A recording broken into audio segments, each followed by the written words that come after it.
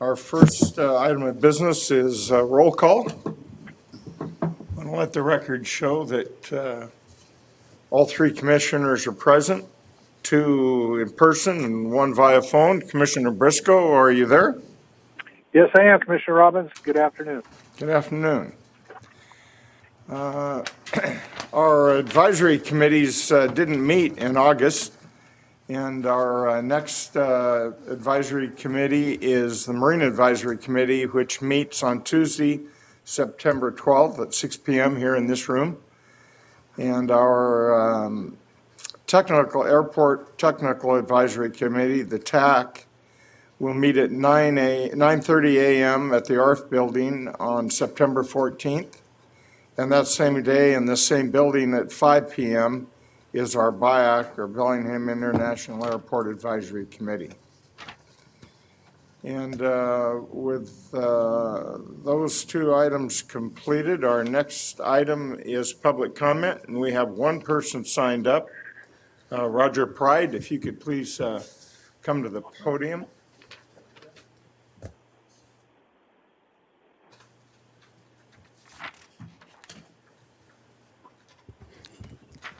As mentioned, Roger Pride. I'm a marine tenant in the Blaine Marina. I've been there for 8 years. And best marina either side of the border. I'm a Canadian, and I'm out on N-Dock, N14. And I wanted to come and do a little bit of, how do I say this, constructive whining and sniveling that won't cost money, hopefully.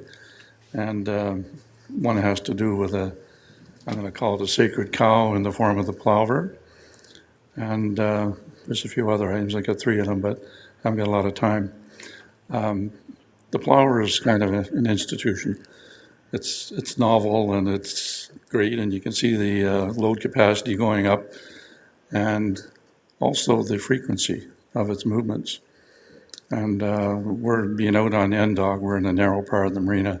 When the boat would go by, there was a wake. The previous chap who was responsible for getting it created, let's say, behaved in a very responsible way, and it was okay, but we had a wake issue, and I dealt with that when I got rid of it.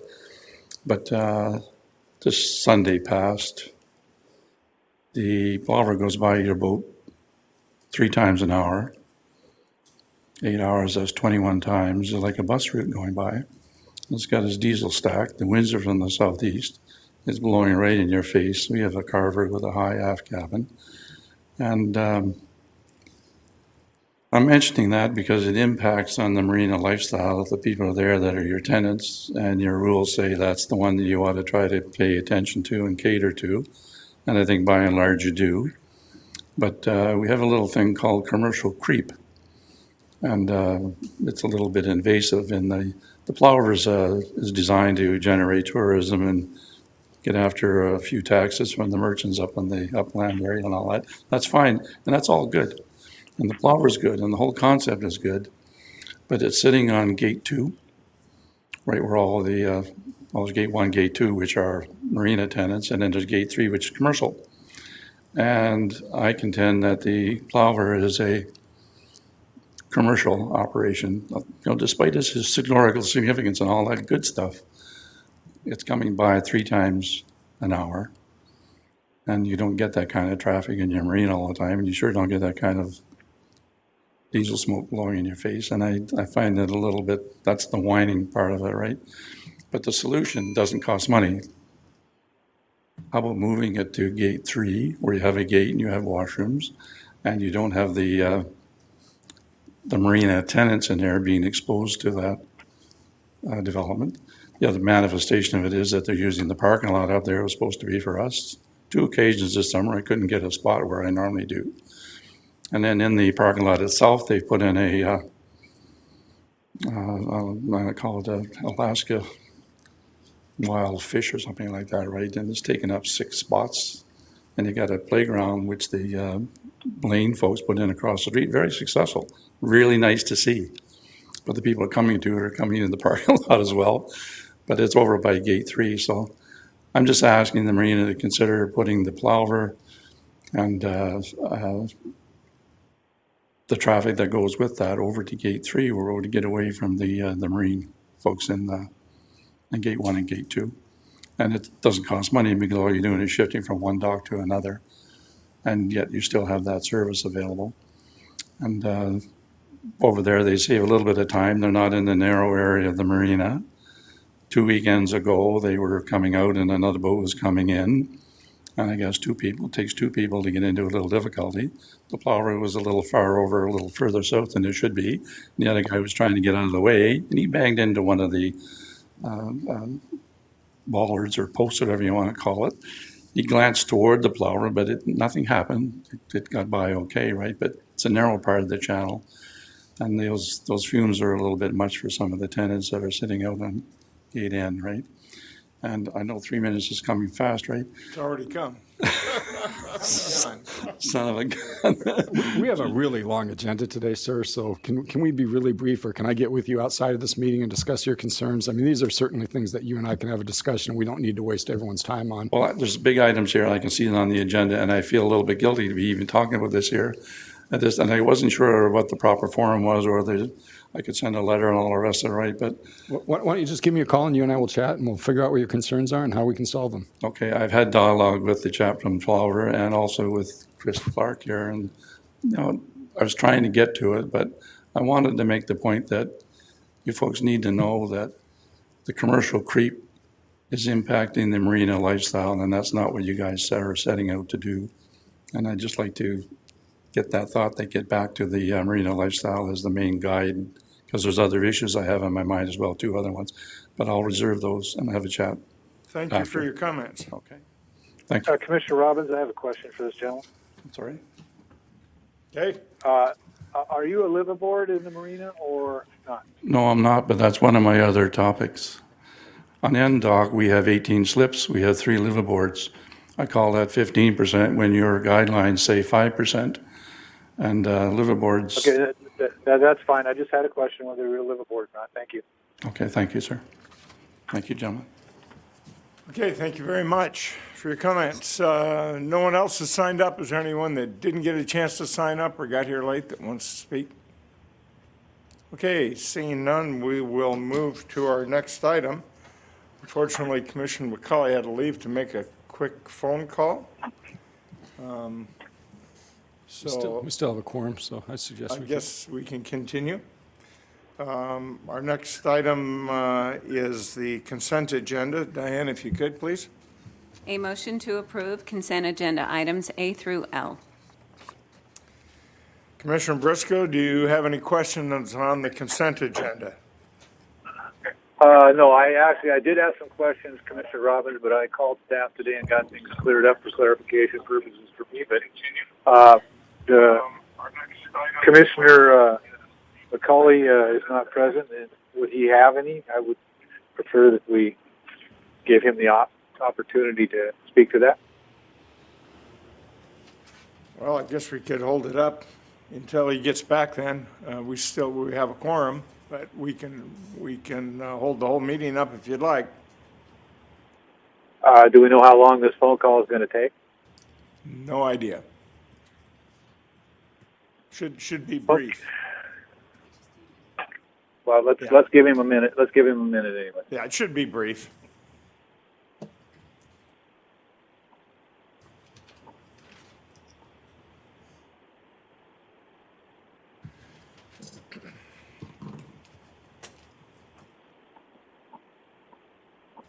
We'll recess until Commissioner McCauley comes back.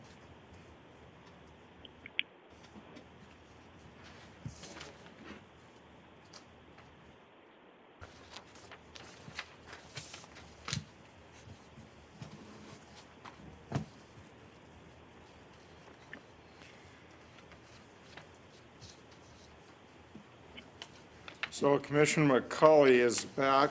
Commissioner McCauley, did you have any comments on the consent agenda? Do not. Commissioner Briscoe has none. Hearing none, all those in favor? Aye. Aye. Aye. Let the record show the consent agenda passes 3-0. Our next item is an action item. Diane, if you could, please. A motion to approve a commercial lease between the Port of Bellingham and Seaview Yacht Services in Fairhaven Incorporated. Let me do that again. Seaview Yacht Services Fairhaven Incorporated for premises at the Fairhaven Marine Industrial Park, or FMIP. Thank you, Diane. Good evening, Commissioners. My name is Brady Scott. I'm a real estate representative with the Port of Bellingham. First, I would like to acknowledge Phil Reese and Teal Reese in the audience here today, principals from Seaview. It's worth mentioning that Seaview is celebrating their 44th anniversary this year, so I want to congratulate that for Seaview and acknowledge that. They've been a tenant at the Port of Bellingham for the last 15 years, starting with their Seaview North facility in Squalicum Harbor. In 2007, 10 years ago, Seaview Fairhaven began with a 10-year lease for approximately 1.8 acres at the Fairhaven Marine Industrial Park. That lease included leasing approximately 18,000 square feet of building space for operating a boat haul-out facility there. Seaview has now requested continued use of the premises under a new lease, and I'll quickly review those deal points. The premises would be the same as existing, 1.8 acres, 18,000 square feet of the premises, of the buildings. This would be a 5-year term with a 5-year renewal option and a 90-day termination clause. The use would continue as a boat haul-out, indoor marine repair and service, and a boat storage yard. This is water-reliant commercial marine use in accordance with the recent policy adopted by the Commission. Rent is approximately $105,000 per year and was determined under the water-reliant commercial marine policy, and in recognition that a portion of the property is subject to periodical flooding, and that portion of one of the buildings is unenclosed and exposed to the weather. It also provides the lessee, Seaview, to be responsible to administer the haul-out pier, ramp, and float as a non-exclusive use area to serve all the Fairhaven Marine Industrial Park tenants. And with that summary, the Real Estate Division recommends approval of this lease. Very good, thank you, Brady. Commissioners, do you have any comment, any questions? Commissioner Briscoe? Just when you said this is lease is in compliance with our new water or marine related stuff, but it falls under our new rules. Was that a question? Yes, I stated that it fits under the water-reliant commercial marine policy. That's correct. Okay, very good. Thank you. That's all the questions I have. So I've been concerned for some time about the encroachment from tides on the southern portion of this property, and obviously at times the water's quite deep. So what uses are allowed in the yard where boats are stored that is subject to Just flooding? storage only. The marine repair is all done inside. That's all done inside. All right. It would be a good idea for us to start planning on what to do with that property to bring it up above the tides, which would be a smart thing. So, okay. I have no questions. I would like to congratulate the Reeses on their 40 years in business and what you've done for the community and marine trades. It's a good relationship. So hearing none, no other questions? All those in favor? All right. Hi. Aye. Let the record show that passes 3-0. Is Phil really not going to say anything? We'll let Phil say anything. We sure let him. No? Okay. So our next item is action item number 2. If you could, please, Diane. A motion by the Port Commission approving the 7th Amendment to the amended and restated capital ground lease between the Port of Bellingham and Cohanum Bellwether D LLC for Building D at the Bellwether on the Bay. Thank you, Diane. Good afternoon, Commissioners. Judy Harvey, Real Estate Representative. We have in the audience today the owner of Cohanum Bellwether D, LLC, Port of Lee, Cohanum. Also Margaret Amo, who is their Chief Operating Officer, and Eric Gunther, their owner representative. So this transaction before the Commission today extends the commencement of Building D from September 17th to April 1, 2018, about 6 months. Unlike previous extensions, there is not an ask to delay payment in the base rent. Base rent will be paid on or before September 17th. The extension is for Cohanum Bellwether D to secure applicable permits. Our customer is committed to Bellwether as well as making this extended deadline. Eric Gunther, the owner representative, would like to address this commission in this regard. Thank you. Certainly.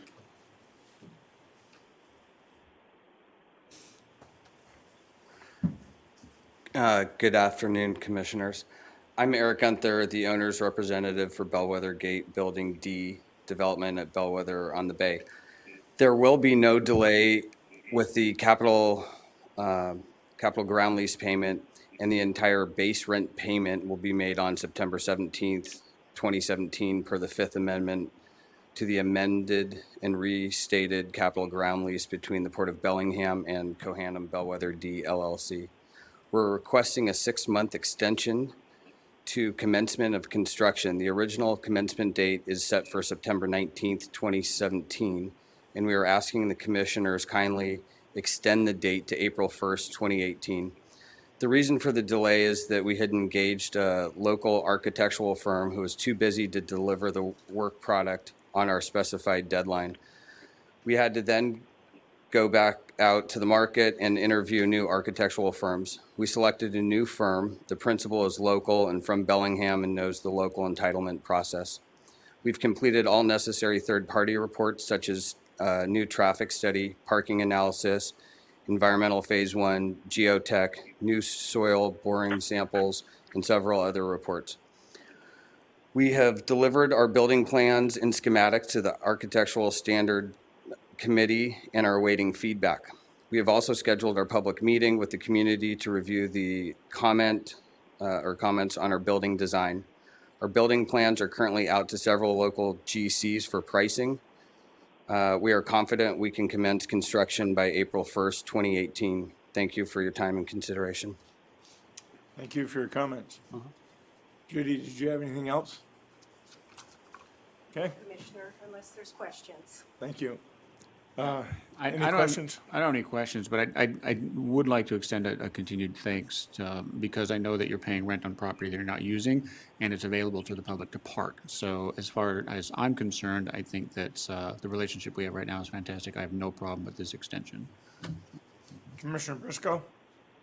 I would echo Commissioner McCauley's statement. No questions. Great.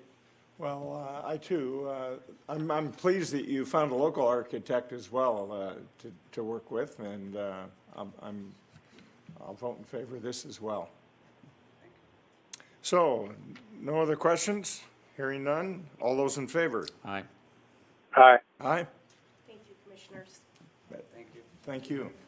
Thank you, folks. Thank you. Okay, that covers the first two action items to 5 o'clock. Could we go on? I'd just soon go on with some more. It looks like we have a full agenda.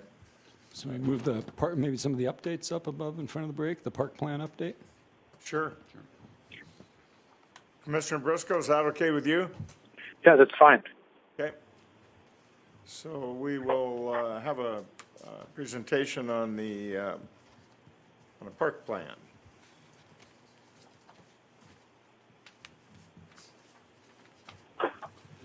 Commissioners, Greg McHenry, Planning Analyst for the Port of Bellingham. I have a lot of statistics for you today, so we'll jump right into it. We're going to be looking at outdoor recreation trends and forecasts, as well as going through our Parks Plan survey results.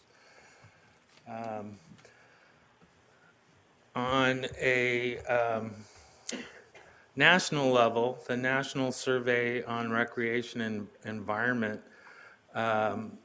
was congressionally created back in 1960 by the Outdoor Recreation Resource Review Commission. And there has been 6 periodic surveys since that time. I'll have some of that, the latest survey information for you from that, as well as the Outdoor Foundation Annual Survey Report, which surveys 40,000 Americans ages 6 and older and covers 114 different activities. We won't go into all those. 40 of which are used to define outdoor recreation. All the survey respondents were asked if they participated at least once during the last year. So this table is from the National Survey of Recreation and Environment. The survey data began in 2010. The results were published in 2012. And it shows you on a national level as well as a Pacific Coast region what the percentage of population or participants are in a particular activity. You can see from the first category here, just walking for pleasure, at least 85% of the people nationally said they go for a walk at least once a year.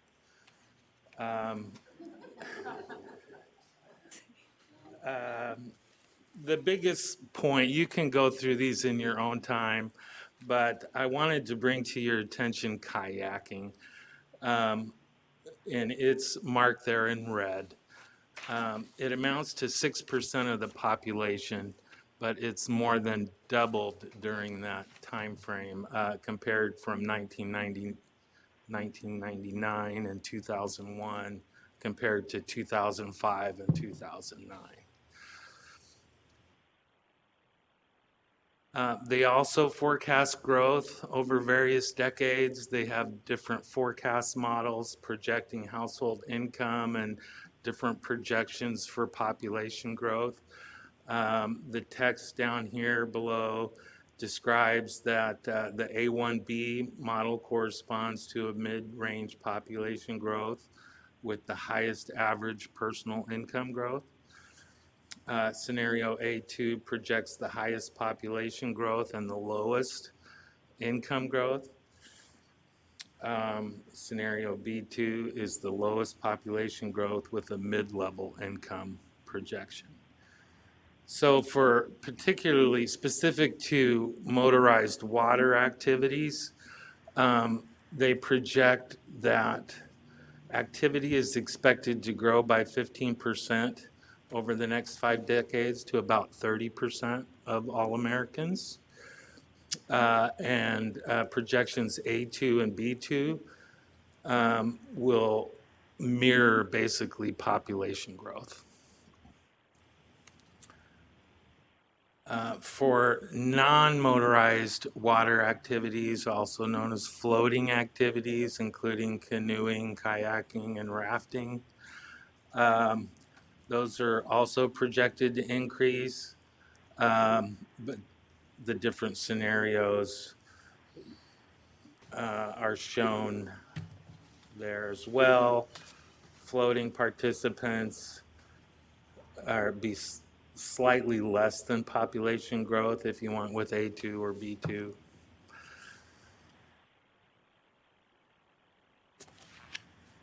Just as a general summary, they say they predict that population growth is the primary driver of growth for these activities, and they listed 5 of the top growing activities with the most participants as being developed skiing, undeveloped skiing, challenge activities such as mountain and rock climbing, equestrian activities, and then also motorized water activities fell into the top category. Whereas the lowest growth in participants came in visiting primitive or natural areas, also floating activities, motorized off-road activities, motorized snow activities, recreational fishing and hunting.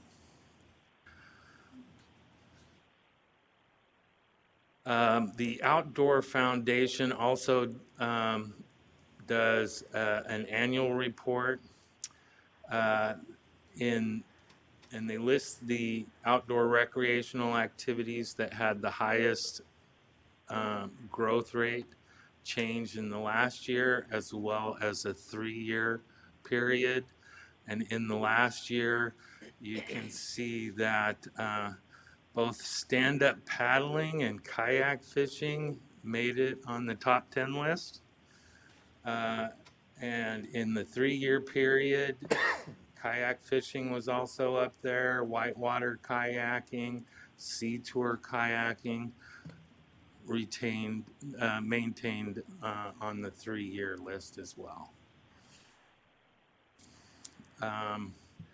Just summarizing those results, over the past 3 years, stand-up paddling was the top outdoor activity for growth.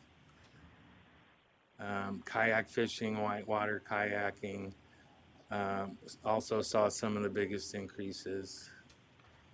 While participation in running, jogging was down 5%, running still is very popular. Triathlons, very popular.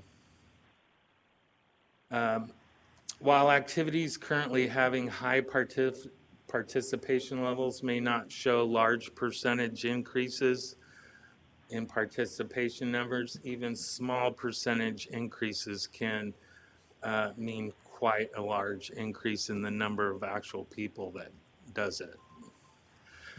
And then there are many different factors that contribute to participation in outdoor activities.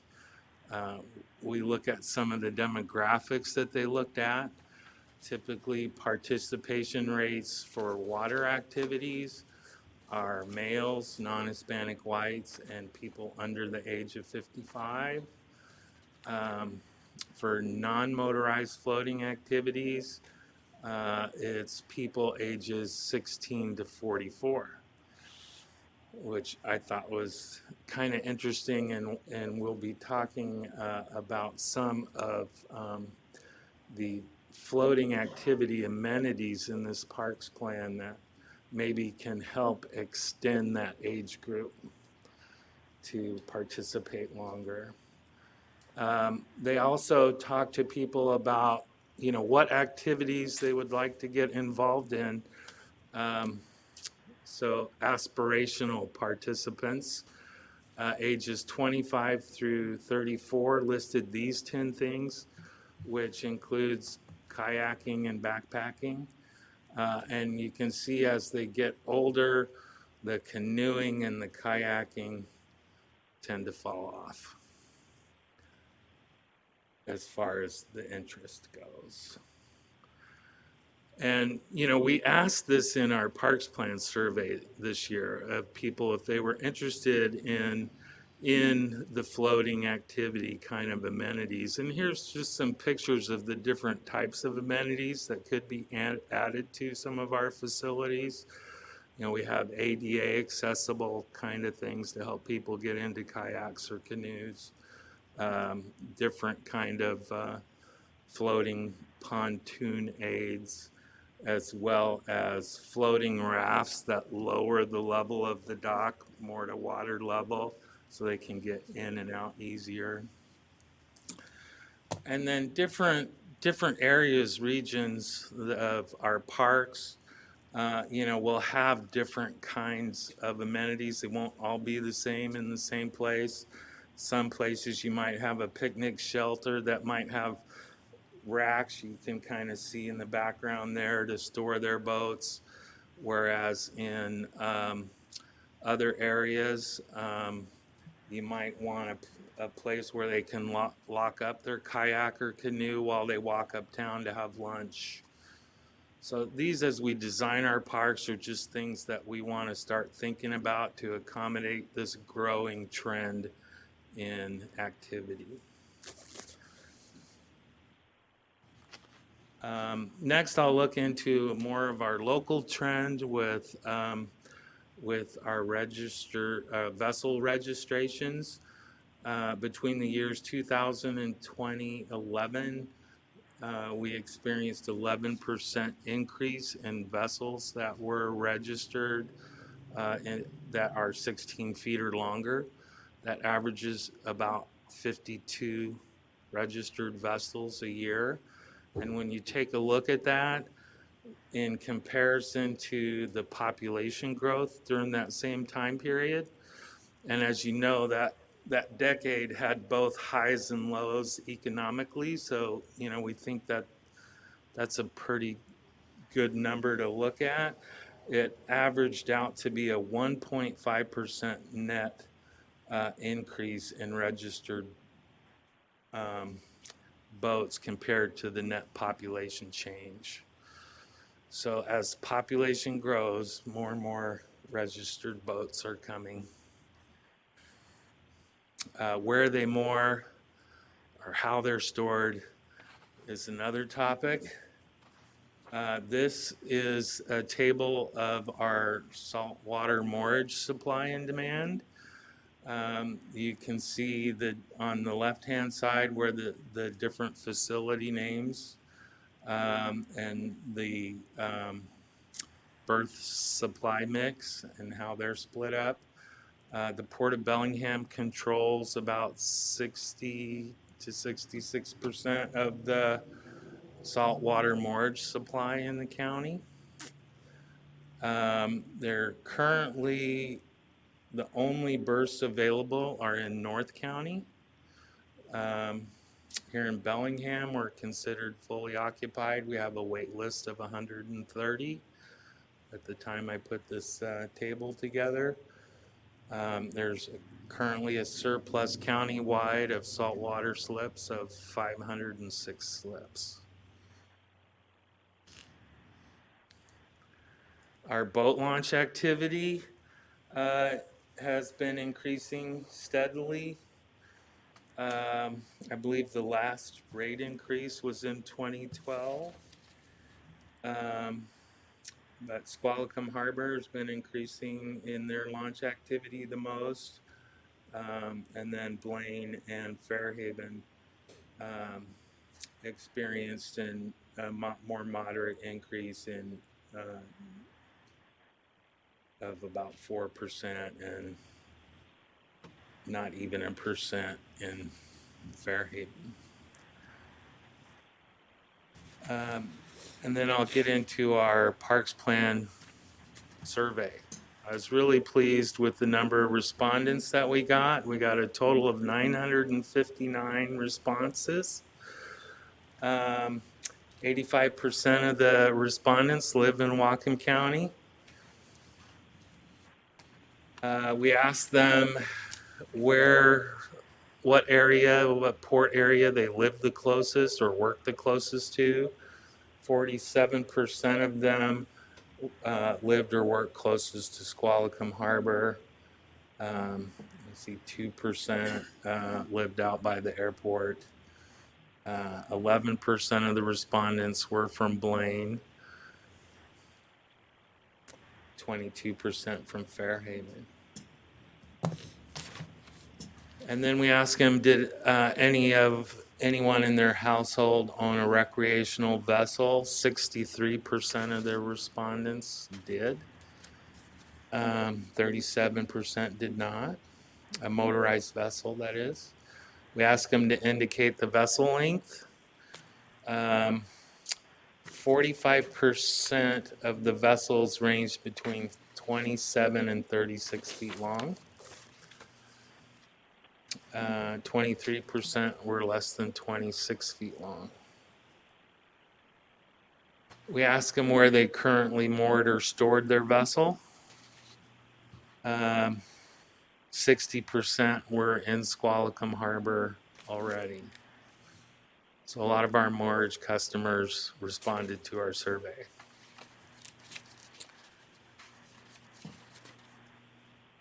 We also asked the question if dry stack storage for vessels less than 25 feet was available, would they utilize this service?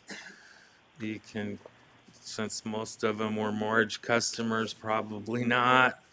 But that doesn't mean this 24% that might doesn't take a warrant a further look into seeing if that would be feasible or not.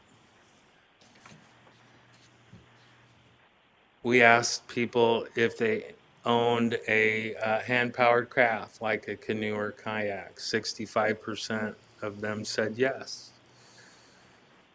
And we asked them if they used the boat launches in the last year. 52% said no. 48% said yes. So just about 50-50. We asked them how many times if they did, how many times they did use the boat launch. Their responses averaged 4.9, almost 5 launches per respondent per year, which when you compare that to our boat launch revenue, amounted to about 24% of our launches were addressed by respondents. Where was the location of this survey? Where were you located when you, was it online? Was it? It was mostly online. We also were at the Outdoor Recreation Expo back in February, where we handed it out in person. And then You weren't standing at the top of the boat launch? no. It was by far the majority was online through a Survey Monkey. Okay. There were controls on the survey where individuals from the same IP address couldn't enter the survey more than once.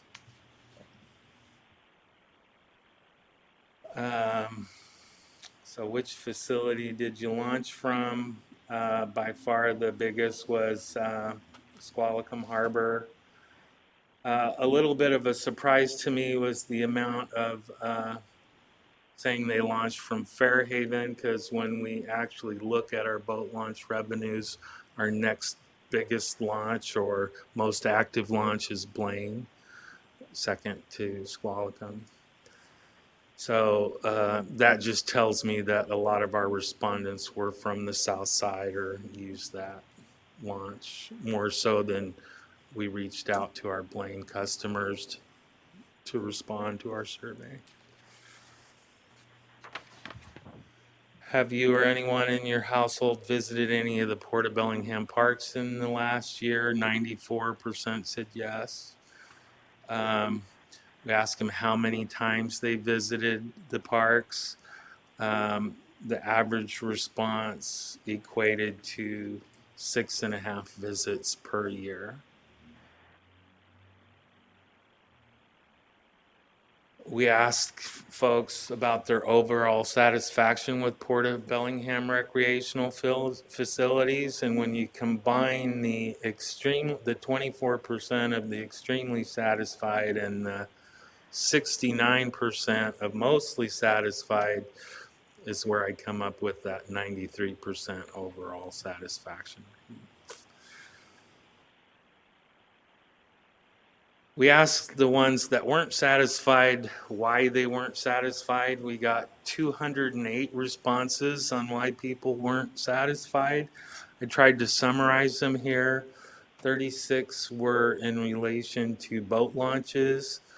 Out of those 36 related to boat launches, 28 of them had to do with the Fairhaven boat launch, and in particularly how difficult it is to get kayaks and canoes there. With the new float that we have there, it's kind of high out of the water, making it hard for people to get in and out of their floating activity crafts. In relation to marinas, we had 47 responses, 13 of which were related to maintenance issues, 9 were related to rates, 5 wanting more dinghy storage, 4 related to wait lists or how we deal with slip mix, security issues, and then there was miscellaneous responses. comments related to parks, there was 45 responses, 18 of them just wanting more human-powered craft amenities and access, 8 related to wanting more waterfront parks, 5 comments specific to Little Squalicum Beach and kind of the uncleanliness down there, 4 specific to Jorgensen Pier access, 3 specific to Marine Park. Trails had 21 responses, 14 related to wanting more trails and better connections, 2 comments specific to the wood portions of the promenade out behind the commission chambers here, and also the wood portion of the promenade up in Blaine being in disrepair. And then there were 59 just general responses, wanting more facilities, the lack of hand-powered craft amenities, a few on the about security and homeless issues. 28% of all the non-satisfied responses equated to floating activity craft amenities. In there, we also asked them to rank 20 different planned or proposed projects, most of which are already in our comprehensive scheme of harbor improvements. This is the rankings of how those 20 different projects worked out. And if you look at this column here, it tells you the region where they're located. And the top 5 are all in the waterfront district. They want us to concentrate on improving that and getting the parks open. The biggest one was restoring the former GP Wharf for public access. That got the most highest priority votes. In the far 2 right-hand columns, you'll see I did a ranking. The first one called WT there, the place WT, that's a weighted average using somewhat important versus high priority, giving them both a little bit of a score, whereas just the far right-hand column is just the straight line method of who got the most high priority votes. So you can see they changed up a little bit, like in the 5th and 6th category, providing visitor moorage along the Whatcom Waterway, ranked 5th in a weighted average scoring method, whereas it ranked 6th just looking at the highest priority votes. But it was all, either way you looked at it, they were ranked fairly consistently. So, what's next? You guys will be working on the budget over the next few months. We will wait for that information to help finish up the parks plan. We'll incorporate those projects into the parks plan. Once we have a draft final of the parks plan, we'll go out and get additional public comment. We'll also seek for a recommendation from the Marina Advisory Committee. We'll finalize the plan. You'll take action before the end of the year on the plan, and then we'll submit it to RCO early next year. And with that, that concludes my presentation. Hopefully I didn't go through it too fast, but if you have any questions, I'm more than happy to answer those. Rest assured, it was not too quick. Thank you. Okay, with that, are there any questions, commissioners? I have one. Shoot. Backing up to your project priority ranking slide there. Okay. Number three, construct clean ocean marina. Can you clarify what your view of a clean ocean marina is?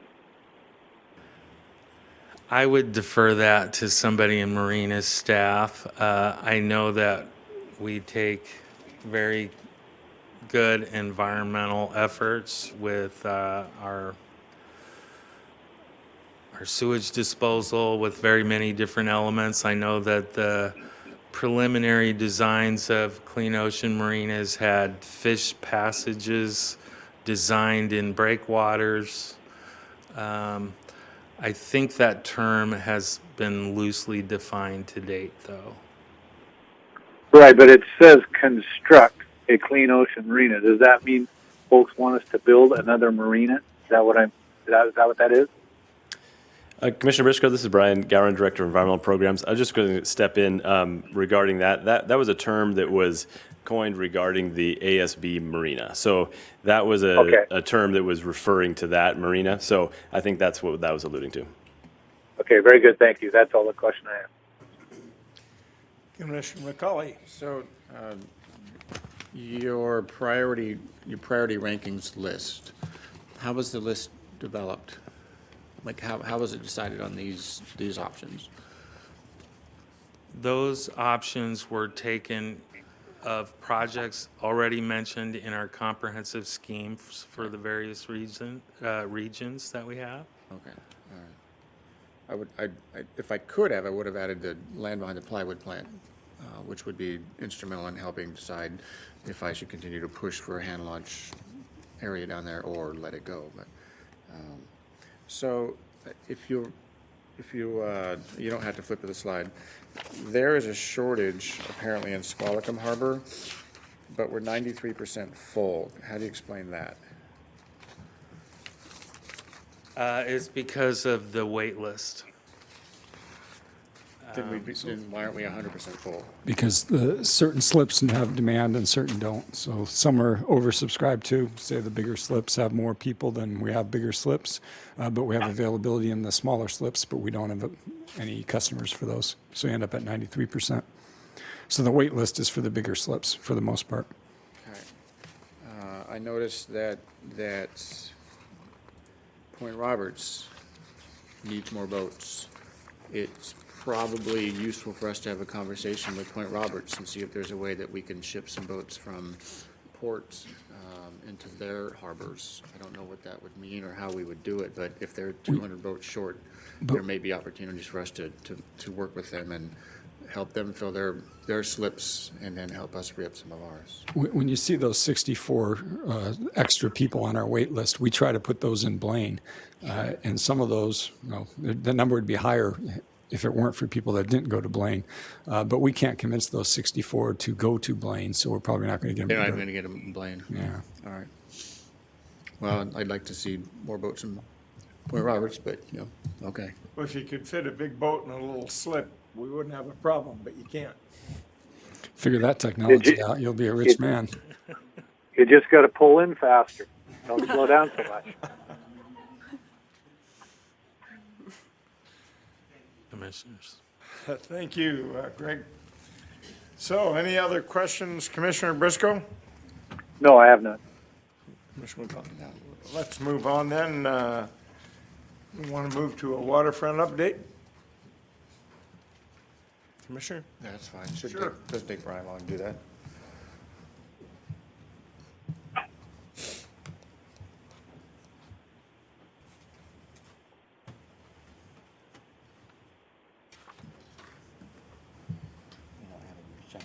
All right, good afternoon, Commissioners. Brian Gowan, Director of Environmental Programs.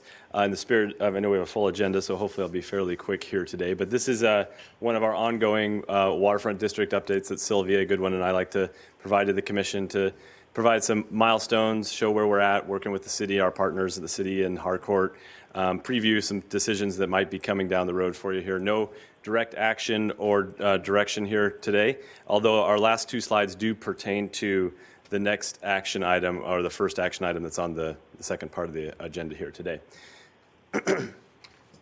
So we like to start out these just to show kind of where we're at. This is that milestone, project milestones. Up at the top there, the Modka cleanup really, just to summarize, we've gotten a lot of cleanup done. We have the Whatcom Waterway Phase 1 complete. The pulp and tissue mill capping project is complete. Now we're going to be moving into Whatcom Waterway Phase 2 planning and design. And then a couple other of our projects that are within the waterfront district that aren't really right in the downtown area, but are within the waterfront district. We'll be coming out for some milestones with public review and comment on the Cornwall Avenue landfill engineering design report, probably by the end of this year. And the central waterfront, which is the marine trades area, that's the central waterfront Modca cleanup site.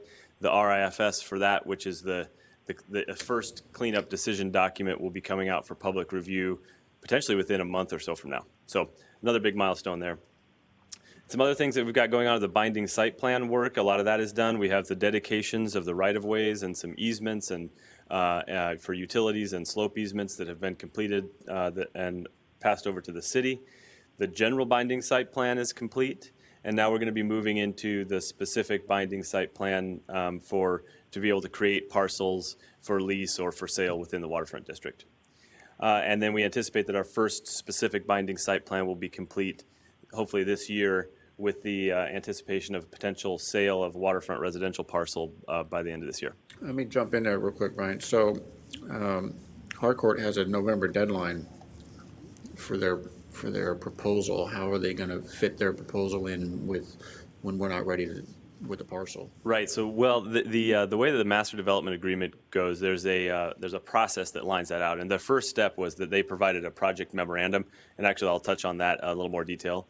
And that starts this process. So they go through a project memorandum that describes their proposed project. We provide feedback. They've actually met that milestone and that deliverable. Then from there, we have timing where we will create a parcel, transfer that parcel under a separate schedule, and then they have to start permitting, design, and construction. And that's the real deadline, is the schedule that they have to complete construction within a certain date. So moving on to some of the city work that's going on, actually on Granary and Laurel Avenue. The city has received all of their permits for the roads there, which was one of the last final milestones in order to move that project forward. They're actually proposing to go out to bid on the first phase of roads and infrastructure next week. So August 23rd, that project will be out to bid, and hopefully they'll get some good numbers back. With the anticipation of phase 1 of that project, which is the initial stretch of the road in front of the granary building, which will allow that building to come online faster. They hope to be done with that in February. So initiating construction September, October, with the first phase of construction done in February of 2018. And then that project will continue on and be wrapped up much later, but in September or so of 2018. So when does Central open? Well, Central Avenue is actually, I did not put that one on here. That's a good catch. Oh, I did. It's actually on the next one, under Waypoint Park.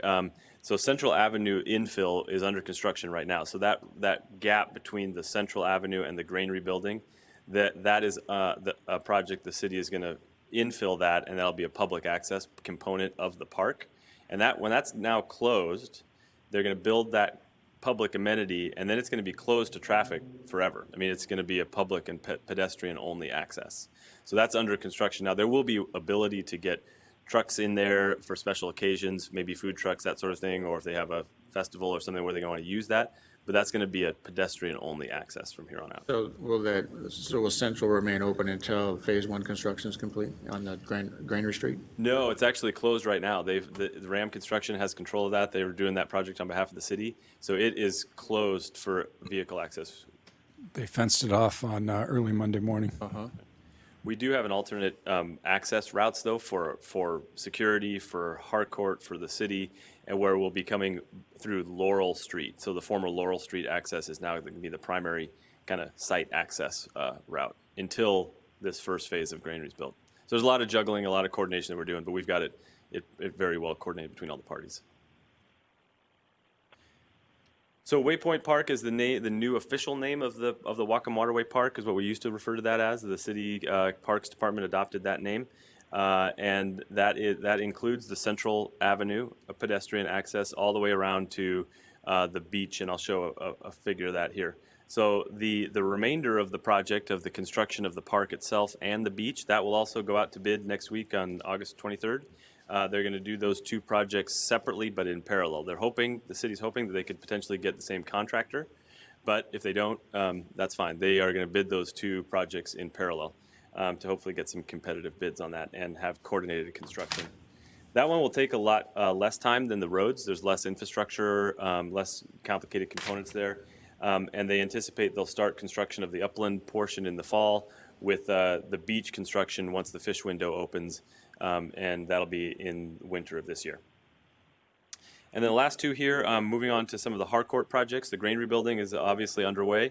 I heard that today, actually, they've actually started even doing some of the internal sheetrocking there, so it's looking really good. They're not moving at a lightning speed, but that's okay because they need those roads to be coming in. So they've been coordinating their timing of the construction of that project along with the roads. We have, as I indicated earlier, we have received the project memorandum for project number 2, which is the waterfront residential project, which I have a figure for. And we provided comments back to Harcourt on that. And we anticipate getting a final project memorandum this fall, which will then allow us to start the permitting process for that, as well as the transfer of that property over to Harcourt. We may also see potential third and fourth project memorandums from Harcourt. They're not obligated to do that, but if they have projects that they've alluded to in a few discussions, both with the commission last October when they were in town, as well as just in our ongoing coordination, there might be other projects they propose as early as the first part of 2018. And then the last part of this, this is a new piece of work that we've talked about, and Commissioner McCauley, you've mentioned this a few times. I'll show some figures that we have obviously started to make some transitions and modifications to the property for the road alignment, the Western Washington University, Western Crossing footprint, and some of the park layouts. And we do anticipate that there'll be a sub-area plan amendment that we'll start working on right now. So we're going to be evaluating the vision plan that Harcourt has presented to us. Then we've proposed this co-urban masterclass, which is I'll talk about a little more detail, with some public design charrettes, and anticipation that we'll hopefully submit a sub-area plan amendment in April of 2018. So that's where we're at. Then these next few slides are mostly just figures. I just wanted to show these are the city's designs plans. I just wanted to put up there that engineering drawing on the left. That's just one of, I think there was a stack of 500 pages of full-size sheets that this road project is going to undertake. It has all the road components. It has all the new infrastructure, sidewalks, pedestrian access, you name it. There's a significant amount of work that went into those plans. And then on the bottom right there shows the Waypoint Park plan that shows the beach, the grain rebuilding here on the far right, with the Central Avenue Pier here, which will be closed, closed to vehicle access. And public access throughout the park, with the acid ball moved over into be an art component to the park. And then the beach is a joint port and city project that we'll be working on with them.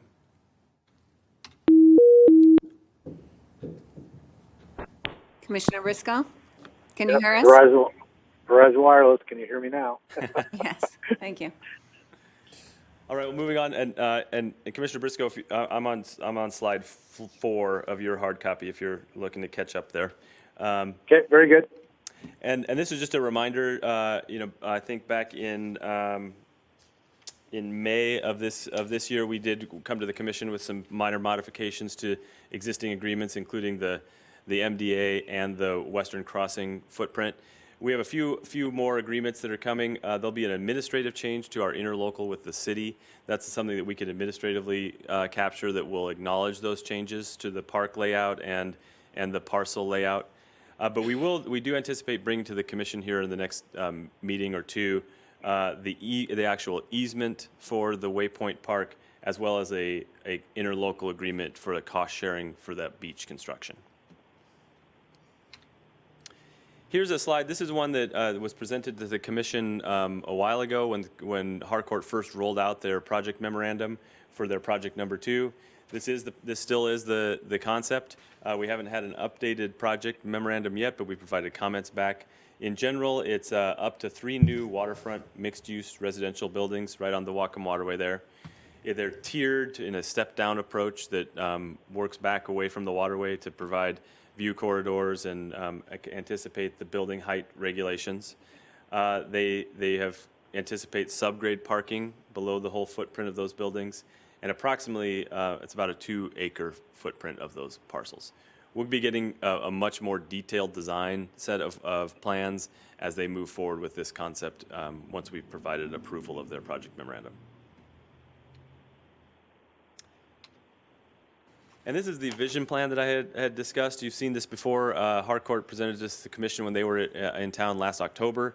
It is it's a vision plan that is not really based in reality, but it has some really good ideas. It has things that the port and city and Harcourt all agree have some great concepts. We've been working with Harcourt on this since they started to roll this out. And however, we've highlighted some primary issues that need to be resolved on this prior to moving forward. Obviously, the star over here in the lower right shows a large park that comes through the light industrial area. I think that's is inconsistent with what the Port Commission has had direction on for preserving that as a light industrial job creating type of uses. There's the alcohol plant over here in the middle portion of the site where the park goes right through. I think there's questions on how and if that can be maintained or be worked around.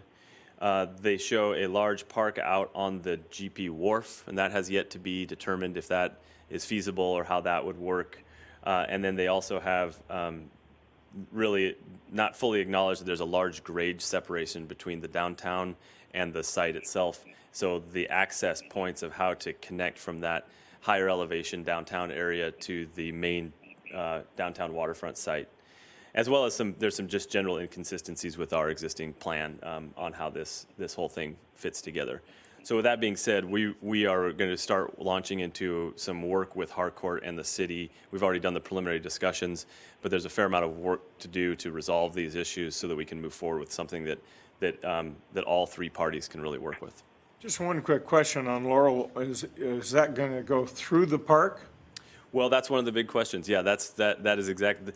I should have maybe even highlighted this entire park is really, the Parks Department really needs to weigh in on how that works. And this is a concept, it's an idea, but it's not, it's just that for now. So there's We're going questions. to be building Laurel Street by September next year. It'll be completed, right? Oh, right, yeah, correct. So is it going to plan to go through a park or above it or? Well, there's no park there yet, so no, So it's not just- going through a park. Yeah, so the park was going to have to work around the road. Yeah, so that Laurel is going to go there. Thank you. Yeah. So that sets up really the next these last two slides talk about how we are going to start moving forward on evaluating and analyzing those sub-area plan questions and the vision plan. And we have an opportunity that actually came to us from the city of Bellingham. The city of Bellingham got a grant from the Scan Design Foundation, and they're partnered with this design collective called Co-Urban. Scan Design is a Seattle-based foundation that is, their mission is to promote and strengthen relationships between U.S. and Denmark professionals, students, and civic leaders. And Scan Design is a furniture company, and these were the founders of that particular furniture company, and they've started this foundation, and they've provided grants to promote civic and cultural programs, government interaction, exchange, education, and the arts. And they have a whole really wide variety of projects that they provide grant funding to promote these mission statements. And they've resulted in not just a tour of areas, they really have work product that comes out of these. And you can see this one on the left is a public spaces for public life analysis for the Seattle Central Waterfront. And they did a really large-scale planning effort that supplemented the downtown Seattle waterfront plan with the anticipation that the viaduct was going away. So they worked with the architects and the professional landscape architects and the urban planning folks that were involved in the Seattle waterfront planning and integrated some of these ideas they got out of this masterclass. They've provided grants to Bellingham Technical College. I was just digging around to find a little bit more about this. And actually, I didn't even know about this. They have an exchange program with Bellingham Technical College taking some of the welding students over to get industrial design expertise and experience over in Copenhagen. They've worked with the University of Washington for years and years, Portland State University, the Pacific Northwest Ballet, University of Washington or Wisconsin. So they just have a really wide variety of entities that they work with and provide grant funding to. So with that in mind, the city is actually the lead grant recipient, and they have the opportunity to take a number of folks from Port City and Harcourt to participate in this co-urban master class in Copenhagen, where it's actually a 5-day class where there's lectures, workshops, and tours. It's facilitated by these urban design professionals. And actually, then the next thing that's actually I think the most value is that when we come back, they'll participate in multiple Bellingham-based design charrettes with the public, with other folks in the port and city, and actually will start to work specifically on all those kind of questions that I had highlighted in the sub-area plan. And this really is an integral part to try to get us to get the sub-area plan amendment application done and submitted by April 1st of 2018. So we have to have a complete application in order to start making these more significant shifts to the plan wrapped up and submitted by April 1st. So that's what we're looking at right now. And there's an action item on the following agenda. If you have any questions, I'm happy to discuss that now or at that time. So that summarizes our waterfront update. If you have any questions. How big's the foundation? You see. What's their dollar value? I don't know the answer to that. I could look that up and see if I can find it. These grants are range from $500,000 to $10,000, and they have a number of different grants every year that they provide, both for exchange students for these types of master classes. They fund students going to live in Denmark for a period of time. Danish students coming to go to school at University of Washington and as well as Wisconsin. So it's a fairly large foundation, but I don't know the dollar amount. Well, thank you, Brian. While we're, do you have any questions, Commissioner? Only in regards to the granary building, so Central won't be open until when? So Granary Avenue or Central Avenue? Central. Oh, the Central for the public access? Uh-huh. The gap project, closing that gap, I think is supposed to be done by mid-October. And then there is, and the finishing elements around that Central Avenue. I don't know the park's plan for actually opening that. They might keep that closed until the rest of the park is constructed because that all ties in together. But I could try to get that to you to see if there's going to be an interim or early access to the park or to that Central Avenue. Otherwise, it would be winter once the beach construction is complete. So winter of 2018 or early 2018. So I can imagine if the people that own that building were in this room right now, they would probably be making faces and expressing a sense of frustration over that, which is how I feel. So We're going to push hard with the city to allow especially tenants to come in to do their tenant improvements in the building because the streets can be under construction on the other side, so access is going to be fairly restricted.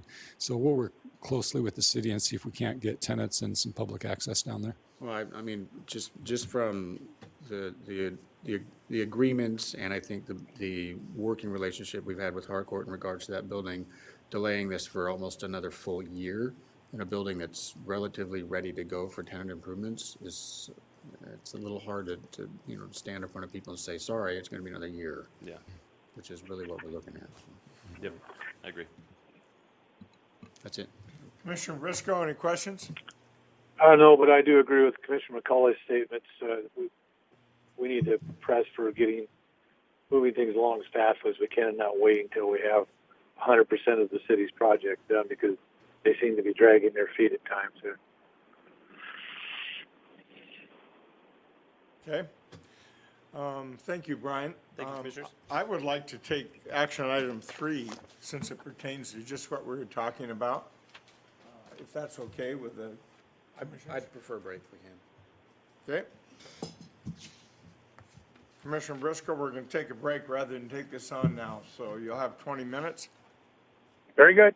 We'll be here. We are adjourned.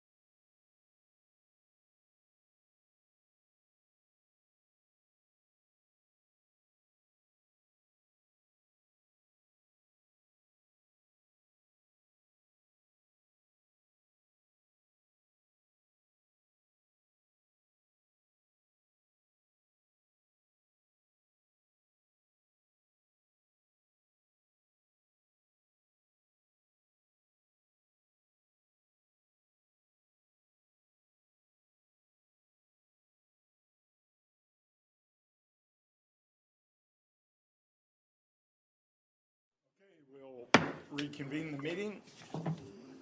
We have quite a few action items. Action item number 3 is next on the agenda. If you could, Diane. A motion to approve international travel for up to 3 port staff to travel to Copenhagen, Denmark, the week of October 2 through 6, 2017, to participate in a masterclass on waterfront urban design. Hey, Brian, before you start, so with the Commission's permission, I'd like to postpone this indefinitely, but because I'd like to have an offline conversation about what this is all about, because I don't know enough about it right now. And so if we could take this off today's agenda, I'd appreciate it. What's our deadline for an answer?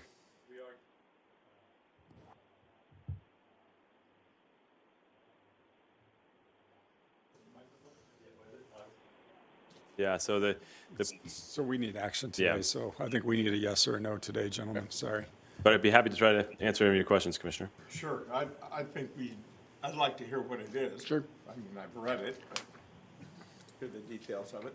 Yeah, thank you, Commissioner, or thank you, Diane. Good afternoon, Commissioners. Brian Gown, Director of Environmental Programs. Excuse me, Brian, I'm Yeah. sorry. Bobby, I left you out of that conversation. Did you have anything?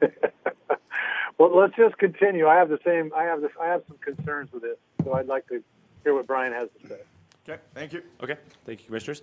Yeah, I did do most of the update of what I had anticipated on talking about on this request for international travel regarding on the waterfront district update.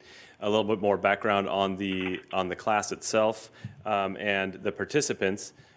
There are up to 10 participants on the grant-funded portion of this, where the Port, City, and then Harcourt actually will also be sending a number of folks from their team, up to 2, probably maybe 3, and would participate in this 5-day masterclass with lectures, workshops, and tours to highlight, and the city has also provided then preliminary background information on the challenges that we're trying to help work through with these design professionals.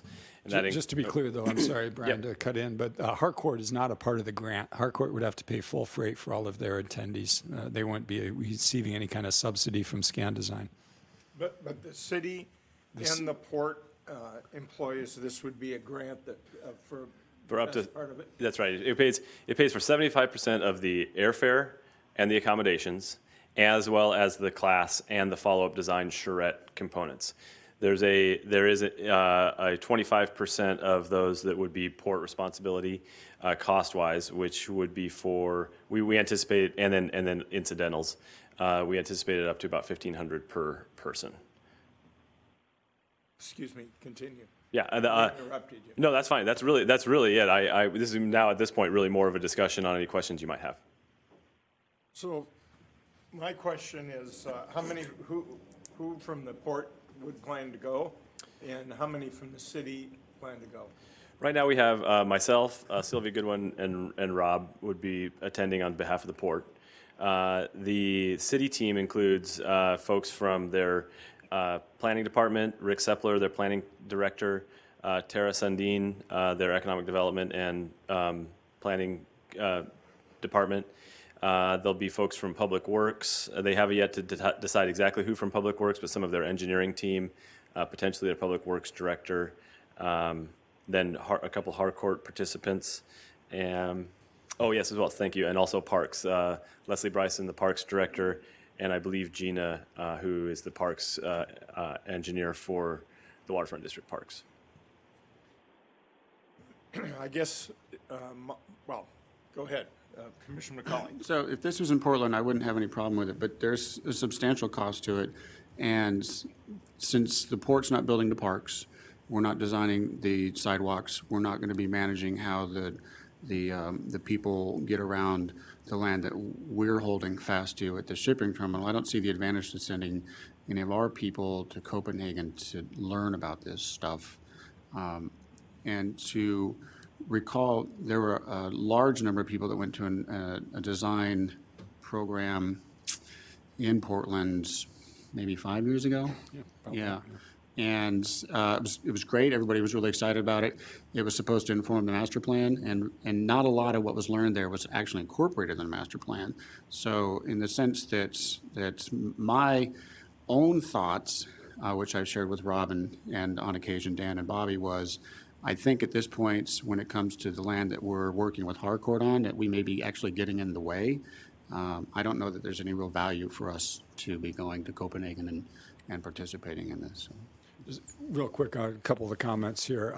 We're not the lead by any means on designing parks or streets, but we are heavily involved in the process. And because we own the land, when we do our sub-area plan amendment on April 1st, we are the applicant for it. So while we may not be the lead on the parks, I think we have a very strong voice in the design of these things. Yeah, excuse me, I would agree with that in the sense that this is a collaborative team effort here. And actually, in my opinion, the critical component is Harcourt, because we have a master plan. We have a master plan in place. We have parks that are set aside for park space. But the vast majority of the proposed design projects that have come to us, aside from the granary building and the waterfront residential, really are in conflict with the current sub-area plan. Even the board mill building has a corner of that building, that one proposal didn't fit within the current view corridors. So there's going to be changes that are going to have to occur. And really, all of those parties, especially as the primary property owner, really need to understand and agree with those changes. If we get to the point where we have proposed changes that aren't feasible for either ourselves or Harcourt, most importantly, there's going to be more and more delay, in my opinion. But I wouldn't disagree that Copenhagen is not the be-all, end-all. It was just an opportunity, given the fact there was a grant-funded project, that actually what I really look forward to getting out of is on the back end, these design charrettes that would facilitate answering those questions in town, in Bellingham, with community members, and that's all part of this master class.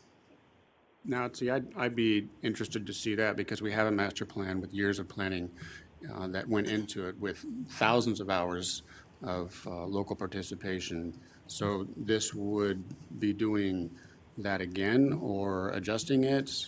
I think what we envision is a fairly surgical amendment to the master plan, or the sub-area plan.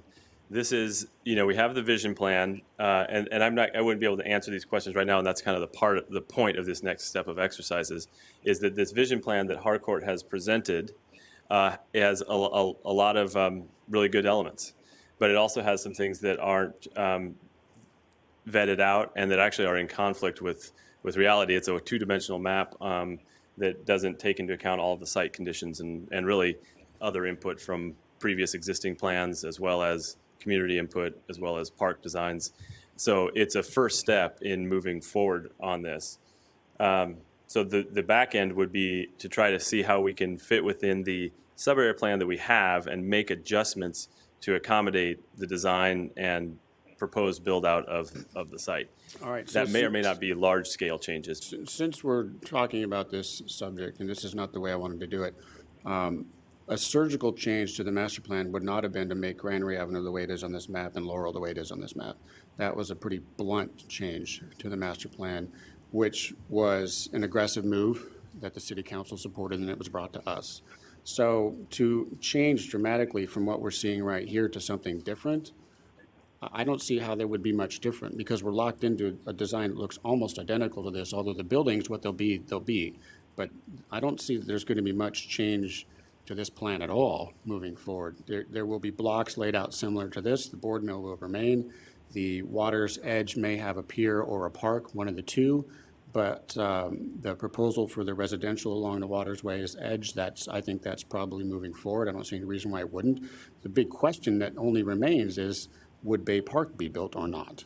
Because we're not going to get commercial. There's no way we're getting commercial green with this design, especially with the granary and the Laurel Street.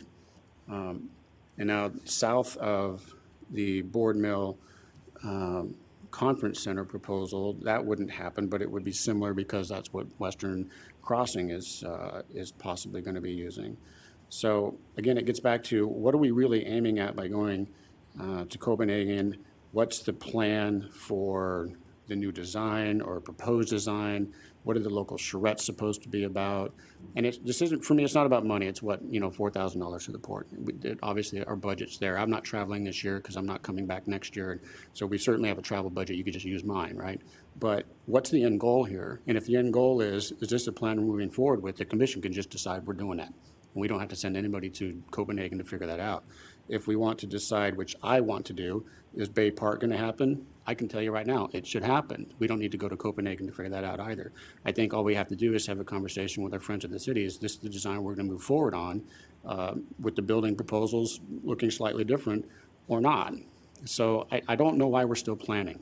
And I don't know why we're proposing to come up with more planning exercises, even as far away as Denmark, and then coming back here to do it again. So to support this, I'm going to have to be convinced that more planning and not more moving forward. For example, we have got to get our parcels squared away and ready for sale. We have 18 acres. I'd like to push harder on Harcourt to buy it. So more planning for this is not really working for me at this point. I have, will someone from Harcourt go for sure? I'd pay money to send those guys. They're the ones that are building it. No, no. They have committed to a minimum of 2 folks. They have? Yeah. Okay. I have to look back at the time we questioned whether we should send Rob over to Ireland and take a look at Harcourt's operation. And I think that was very valuable to do, and all that was on our dime. And it was kind of the same thing. Gee, do we send him over, should we, or should we not? And when he came back and saw firsthand what they'd done, talked to some folks in the area, especially that this is grant money rather than 25% would be port money, it looks like maybe. Right. So what are you really talking? How much money are we really talking? We were thinking up to, what do we have, up 1,500 each, so. Okay, so your, Commissioner, your issue isn't the money. It's not the money. It's, No. it's the fact that they're gonna look at a design and maybe change it, and you don't want it changed? We've already made the change. Let's really be clear and honest to everybody. We already made the big change, which was realigning the streets when Granary and Laurel were laid out in the map that we're seeing right here. That was the big change, because the other change, the original plan that was presented, and I remember when I was at the meeting up at the market, and there was and Jorgensen was there, and there was a lot of outcry about the streets. It was all a meeting all about the streets, and people were going this way, people were going that way, and the plan that was settled on was the street layout that was abandoned when we chose this layout with Granary and Laurel last year. So if someone can describe for me how the overall build-out is going to look different than what I'm looking at right here, have at it. I would say, I don't disagree with you, Commissioner, in the sense that there was a significant change that when the Granary and Laurel alignment was decided upon. Mm-hmm. However, we've, for the past year, really have been struggling with our Port City and Harcourt team on some significant issues in here. I mean, you're right in the sense that you could potentially build something that looks similar to this, but not without changing the subarea plan, because there's view corridors, there's a whole slew of the park alignment, there's an interlocal for facilities that we were going to have to change, and all of those are going to have to be agreed upon through all of those parties. So this effort, whether it's, again, if it was in Portland or here, I think there's a lot of value in it, because with this same team, we went down to Portland to look at the park elements. We went and toured a bunch of different parks. The parks team came back with a ton of ideas they gave to their landscape architects. And that's actually what is now going to be going out to bid this next week, is a significant number of elements that came out of that visit. And this is, I think, as a close version of that is the same intent. And it's similar members of the same team. But with this one, there are much bigger issues. And I think that the grade separation and how to solve that, because like you mentioned, currently commercial comes in over the railroad and drops down into the middle of the site. Would or would not that work given this new granary alignment? I don't know. But that's the current plan. So how do we solve that with this proposed park? And would you change the alignment of commercial? And so there is expertise that we don't have in-house that we're going to have to get in order to solve some of these questions. And that could be done through hiring consultants to help with us. This actually came up as an opportunity where we had design professionals from this co-urban, from the University of Washington's School of the Built Environment, that they're all participate in these charrettes and trying to help us solve these questions. And the planning director, Rick Sepler, and our team met to start mapping out these questions that they've already submitted to those design professionals to say, we need help on answering some of these, because we want to be moving in this direction. But we're going to have to vet out a significant number of questions, including the alcohol plant, the alignment of the park, the railroad. The railroad's not even shown on this figure. And so there's a lot of things that aren't solid enough for us to make the change by April 1st with confidence that we have a plan that we can implement that will then free up these. There's only like 2 or 3 parcels that can be built with the current alignment because of view corridors and other things that are previously obligated. So we are hoping to make it when I said surgical, it was limited maybe, but moving in this direction. There's a lot of process to do that though, and this was an opportunity that presented itself. So wouldn't it be simple for the commission to simply say, we're going to build, the Bay Park will be built up to Laurel. The alcohol plant will be maintained. And the Port of Bellingham will maximize the square footage for sale in the 18 acres to Harcourt. We're done. What else are we supposed to be designing here? We're not building the roads. Why are we continuing to have conversations about where the roads are going to go? Isn't the city's going to build the roads? All we need to know is that, one, there will be roads. Of course, the builder, Harcourt's very interested in that. And two, from my perspective, are there going to be too many roads? And it's going to limit the impact that the port can have on maximizing the land that's for sale. That's the only interest that I have. More design here, I'm not interested in designing more here at all. If the city is going to build the road, they're going to figure out how to get the road across the grade from Bay or commercial into that property. We're not building the road. We're not building the buildings. Our concern is, can we maximize the amount of space available for Harcourt to purchase? That's my concern. Bay Park has to be built because we're not going to have commercial. All right. And do we want to save the alcohol plant? I vote yes. So a couple comments on that, Commissioner. Those are great concerns. You're correct. We want to optimize the amount of property we develop here, and that's why we want input on the design of the roads, because we need to help influence the city as to where the roads goes, what size they are, so that we can optimize the property we have to sell. Will they look different than this plan right here? Absolutely. Why? I think so. Because for one, the road there, what's the road South Bay? What's the road there that goes by the alcohol plant? There's not enough room there to put a road, a park, and the alcohol plant if you keep the plant. This design assumes that the alcohol plant is gone. This is Harcourt's design. John Reed's, I believe. John's design, yeah. So I agree with you. There's going to be a park through there. What it looks like, we know about how many acres it's going to be because we're not going to lose park acreage. But what it looks like is a whole nother story. I think there's still a lot of conversations to be had about these, with the exception of Laurel and Granary, what these roads look like, how wide they are, and what the park looks like. Correct me if I'm wrong, Sylvia and Brian. Yeah, no, I would agree with that. And the other part there is, we have an interlocal agreement with the city, and where we have certain obligations, they have certain obligations. If those obligations change, we want to be involved. I mean, I would want to be involved in those discussions, and otherwise we could potentially become at an impasse where they go off and say we want to build this park, but it doesn't fit with our plan. Then we can't have this. We don't get the interlocal signed and don't get that amended. So it really is going to be a joint effort, in my opinion, to come to these solutions for these issues. It could be hopefully very simple, but there does involve port involvement because we have this interlocal on how and when those facilities get built. Now, port involvement might not mean Copenhagen. There's other ways to get this done, but we absolutely, I believe, have to be involved in the design side of this with the city and with Harcourt to preserve our own interest and our own property that's down there, because we still own title to all that property. But there could be better ways of doing it or different ways of doing it than Copenhagen, no doubt. If Harcourt wasn't going, I wouldn't vote in favor of this. But as long as at least one person, and you say 2 are going from Harcourt, we need to cooperate with the city.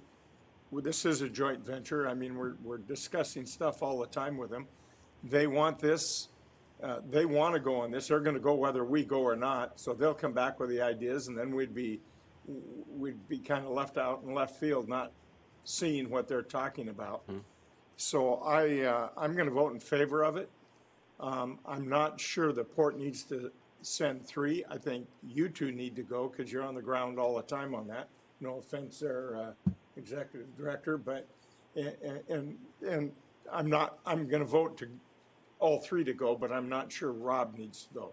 But I sure think you two need to go with the city and Harcourt to look at it, so you can come back with a joint vision, if you will, in some terms.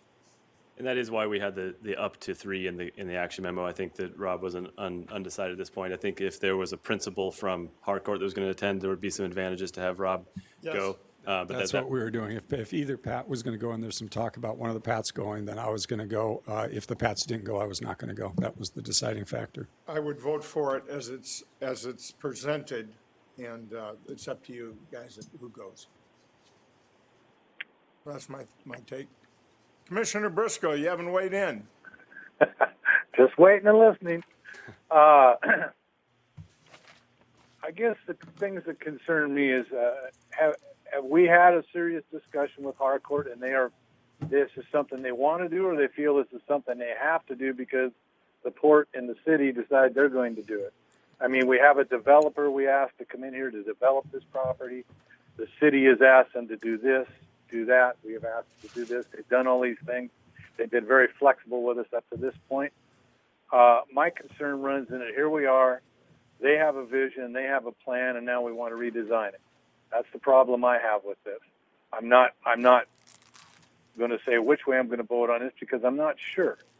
But it does bother me that the major developer, I haven't heard from them, or I haven't heard in our conversation here that this is something they really want to do, or is this something they're doing because they think the other two entities are doing it, but they really don't want to.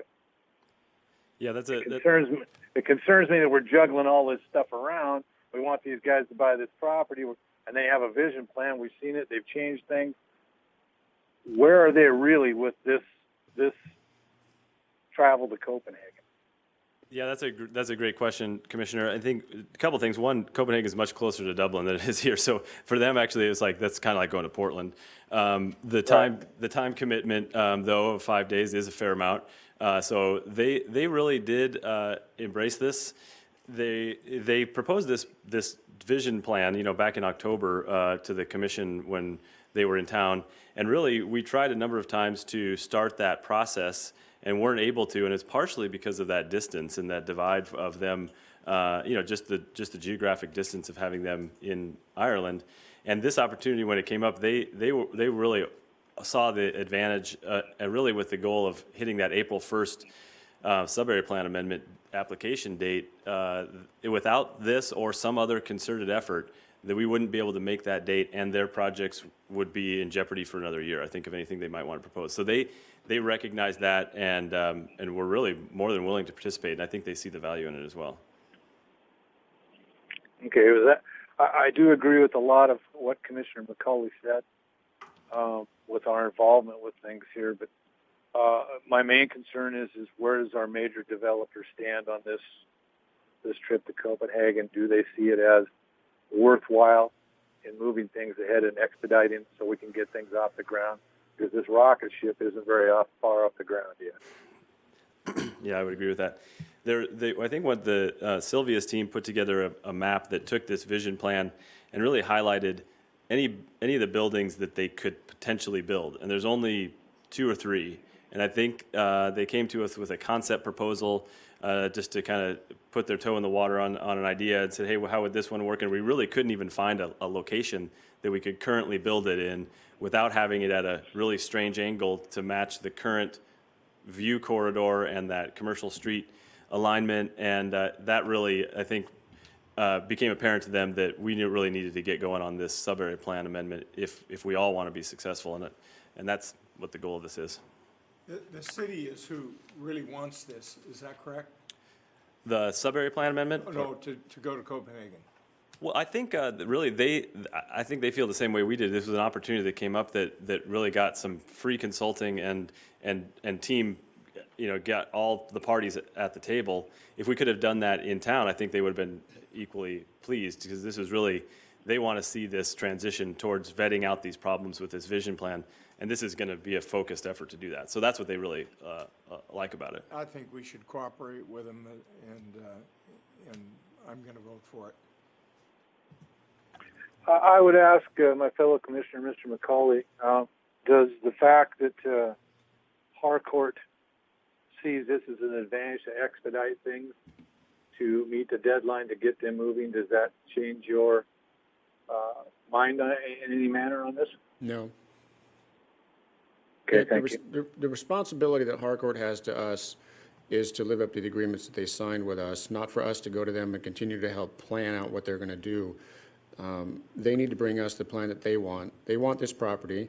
It's a good price. It's a good location. So sending our staff to go see them in another country to help expedite this process doesn't seem like they're real hungry to work on this project. It sounds like they're willing to work with us, but it would seem like since they're the proponent, they would be coming to the landowner, not the other way around. So that doesn't weigh at all for me.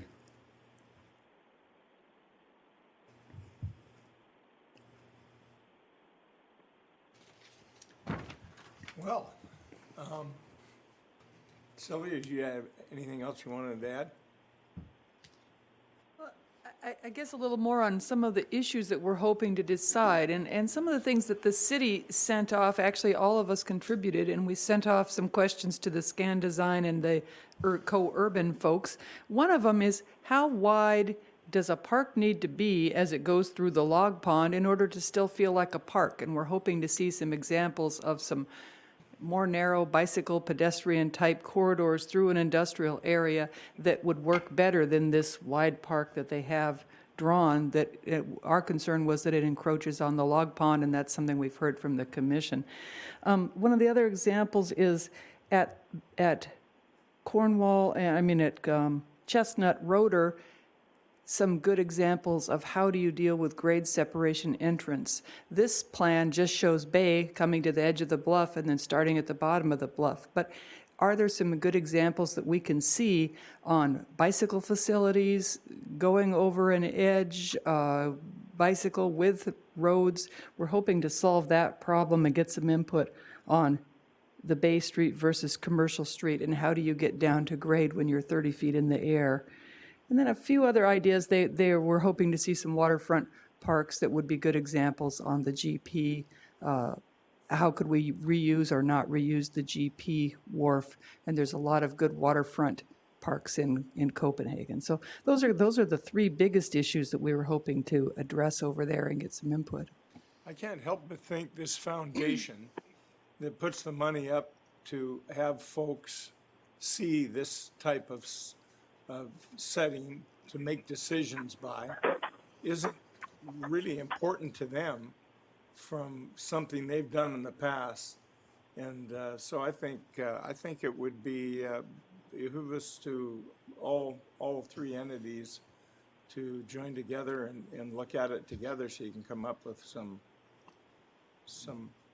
concrete ideas. So if I might offer a solution to the question that one of the three questions that Sylvia just presented about Bay Park going through the log pond, it won't. You can just take it off your plate, because at least two commissioners are not going to ever support that. So if you want to put a pathway from Laurel out to Cornwall along the railroad track, I think you'll get three commissioners to support that. But there's not going to be a park there. So having a discussion about it doesn't make any sense to me. And I would echo what Commissioner McCauley said. I have no interest. This commissioner has no interest in putting parks through our industrial areas, period, at the Port of Bellingham. I just want that to be known right up front. And we've been clear with the city team on that. It's out in the open, and every time we talk about this. Are they still talking about it then? What they are talking about is connectivity. So that's one of the questions is there opportunities to provide connectivity, not necessarily a park, but if one of the city's design concerns about this plan is that it shows, connectivity in a seamless, really kind of organic way. Mm-hmm. That's what's attractive about it. We've said that doesn't work for the port, and this is a good example of how this is critical for in my opinion, for all these parties to be on the same page and work through these things. So when we do have a plan that comes out, that it's not a port plan and a city plan, which is what happened at the Depot Market, where there were two competing plans from two different entities, and that we have hopefully can work through a solution that shows a way to have the park, and the park alignment might change. Maybe there's a better alignment that doesn't swoop through this section. Maybe it swoops through a different section, and then that provides the connectivity that the parks and the city folks want to have, because they really want to have a park connectivity all the way down to the Cornwall Beach Park, and without being interrupted by going out onto the street, for example. Are there ways to do that? We are currently at an impasse there because we've said, no, there isn't a way. But they want to explore that with design professionals. And if we're going to do a sub-area plan amendment that changes the park alignments, the ideal would be that everybody's interests are met, and that if there's ways to do that, we want to be able to explore it. We just don't have that expertise with, right at the table. So I hear from you that the city's interests are having the park that looks similar to Bay Park and in a substantial size, and I'm guessing in this particular location. But if our answer is just no, and there's no way we're changing our mind, why is anybody still talking about it? Well, there's other interests. There's Harcourt's interest in having building parcels that work with their vision plan. That's true, So but there's, that's the other 18 acres. That's not the park area down along the water, or Right. the I don't like calling it the log pond, but in the industrial area. Yeah. So why is that still being discussed? It should be off the table. Everything's on And we the- need to be quite firm with the city. I am willing to entertain a wide trail along the old railroad grade that follows the main line. I'm willing to entertain that, and that's it. So I don't know where the other commissioners are, but the city needs to be quite clear in understanding that is as far as we're gonna go until the industrial area is no longer needed in this downtown area. And when that day happens, and maybe there's a new park and we can decide what that looks like in the future, but I don't know why that they don't quite, or maybe I'm misunderstanding. I think I don't think it's that that black and white in my opinion, because I mean we have these conversations quite often, and it really is about connectivity and even looking forward in the future. So it's not only if the industrial land goes away, if the railroad moves, maybe we want to make sure that there's flexibility that if the railroad alignment moves, which was a plan and it still is on the table, that future alignment could go along the railroad right of way, which is currently the railroad right of way, and that would be used for park connectivity future phases from now. Sounds fantastic. So that's the question, is that, okay, if we can come to resolution on something like that, is the rest of the design facilitate that? Can we not get out where we have a park that doesn't fit that future plan? So it's really just these design exercises that and like I said, I think a lot of the value is on the back end of this masterclass, where we have charrettes in town with people that understand the site and start to work through these questions. And there's not a whole lot of them, in my opinion. There are questions, though, that are going to require some work. So I'm sure that nobody quite expected this to be a can of worms, and my apologies to those who did not. I did. But I think if you recall the thing I said earlier about the granary building, that another year will go by before they can put tenants in there that have a reasonable expectation that folks can access the building. And I'm just seeing more planning here. I'm not seeing action. I'm still waiting to see the parcels that we have for sale. I'm still waiting to see the ideas about how the roads will actually be aligned given the new granary Laurel thing. I don't know that we need more than an engineer to tell us the smart way to put those streets in there, or Harcourt to tell us how they want the streets to be laid out. We certainly don't need another design charrette to tell us those things. I think there's a lot of things that we've got to start moving faster on. And there's something that I've been personally working on. I think some of you have heard my phone when I get a text message, it yells squirrel. I'm a squirrel chaser. I feel like we're still chasing squirrels here, and we need to start focusing a little bit more clearly. It's only 18 acres. The log pond area is off the table. That's industrial land. So we're talking about the 18 acres and preparing those for Harcourt. If they're not taking advantage of this incredibly hot real estate market right now in Puget Sound, then more planning delaying it only risks our opportunity to sell them property that they can make a profit on. And I'm not willing to continue more planning, more ideas. We need to start moving forward, and we need to start doing it faster than we've been doing. So I can't support more planning.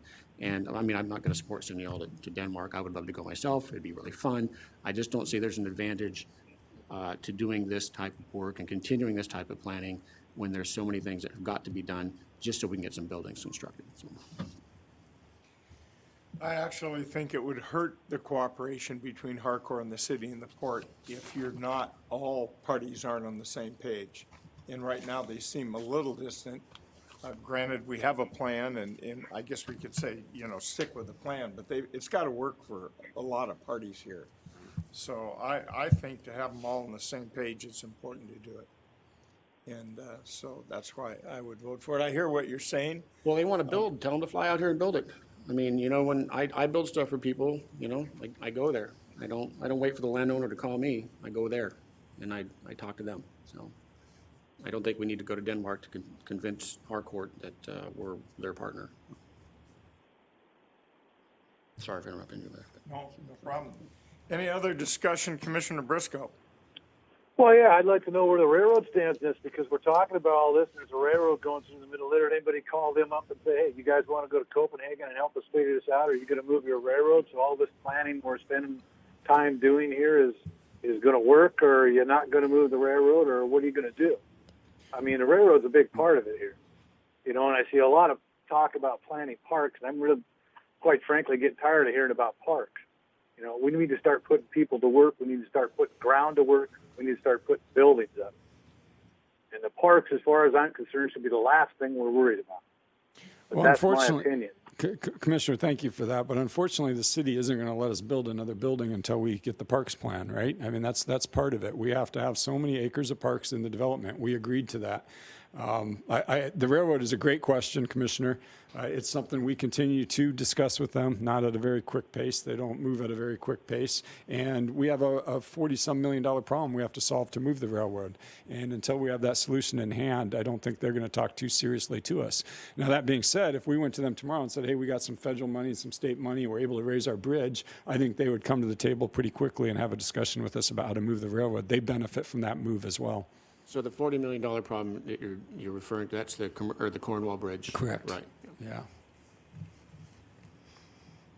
Like I said earlier, though, guys, this probably isn't worth the time we've given it. There's other ways to skin the cat. I mean, if we don't go to Copenhagen, we don't go to Copenhagen. The development's going to move forward. So I think we just probably need to take a vote on it and move on and get through our agenda. Okay. Any other discussion, Commissioner Briscoe? No. Commissioner McCauley, any last thoughts? No. Brian and Sylvia, any last thoughts? I beat this poor horse. Okay. All those in favor? Aye. All those opposed? No. No. The proposal fails 2-1. Thank you, Commissioners. Thanks for that good conversation, though. Appreciate it. Really, honestly. So. Marie, you ready to follow that? I'll do my best. Could you read the action item, please? A motion for the commission to amend the Bellingham International Airport Advisory Committee, or BIAC, resolution by adopting resolution number 1364 and approve the appointment of the following members to a 3-year term. David Seinko from the Birchwood neighborhood, Marty Jones, Cliffside Marine Drive, Michael Korn, Urban Growth Area, David McCluskey, Environmental Interest, Mason Luvera, City, County, Business Interest, Catherine Fairfield from Columbia, Sue Cole, Higher Education. Good afternoon, Commissioners. Marie Duckworth, Airport Landside Supervisor. If you will refer to your packets, it has the draft resolution that we're asking you to approve today. There are a few changes that really help us to clarify membership in the BIAC, Bellingham International Airport Advisory Committee. First, introduces staggered terms for membership so that we don't have all of our members terming out at the same time, and provides for continuity within the members. Second, it sets term limits for membership, particularly for those that represent neighborhood districts. There is one exception to that. If we have only one person apply to represent a particular neighborhood and that person had previously served, then we would prefer to have someone serve rather than have that position be empty. We also added a map to the resolution. We basically took the City of Bellingham neighborhood map and we used that to help represent the neighborhoods. We also added an urban growth area representative that basically will represent the UGA directly around the airport. Those pretty much represent the major changes to the BIAC resolution. Okay, any questions, Commissioners? Commissioner Briscoe? No. Commissioner McCauley? Two, one, is anybody in Ferndale at all interested? The Ferndale position is appointed by the City of Ferndale City Council. So you, as Port Commissioners, vote on the neighborhood groups, and then the government-appointed groups such as City of Ferndale and Lummi Nation, and those other positions are appointed by their own So they're still elected there, representatives. Yes, sir. Teresa Taylor has been appointed by the Ferndale City Council, so she'll be their representative. All right, and then the UGA, that's a new role. Yes, that is a Yes. new position that we've created to represent the urban growth area around the airport that the city has identified in their urban growth plan. Have you been able to cultivate anyone from the Lummi tribe at all? Yes, sir, we do have a member that was appointed by the Lummi Indian Business Council. So someone new this time. They will be new. Our next BIAC meeting will be there first.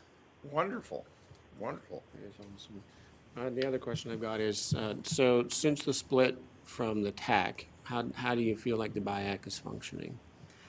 I personally wasn't I wasn't working at the airport at that time, but I am excited to see what this new group of representatives will be able to provide to us, and they seem to be eager to help represent their groups and to provide the best feedback possible. I like that, because as the port's representative on the Council of Governments, and I wish everybody could go to some of these meetings, because you'll see 5 or 6 photographs often in a presentation, and 3 of them as a port facility. But a lot of times we get forgotten when it comes to these things. So this extra input from people who aren't electeds would be, it's fabulous. I like it, because we're kind of on the inside here. So, and I like the addition of the UGA rep there. So I'm looking forward to some input from those folks for sure. Yeah. I know it was a bit of a struggle at first with the separation there, but. That was a little bit before my time at the Yes, airport. yeah. I'm fully aware how bad it was, so I'm hoping it's going better now. Yes, I think that's true. Okay, any other questions? Mr. Risco? No. Okay. Hearing none, all those in favor? Aye. Aye. Aye. Big thanks to the volunteers there. Thank you, Commissioners. And thanks to the folks who had served in the past that are no longer on here. Matt and Bert and those guys.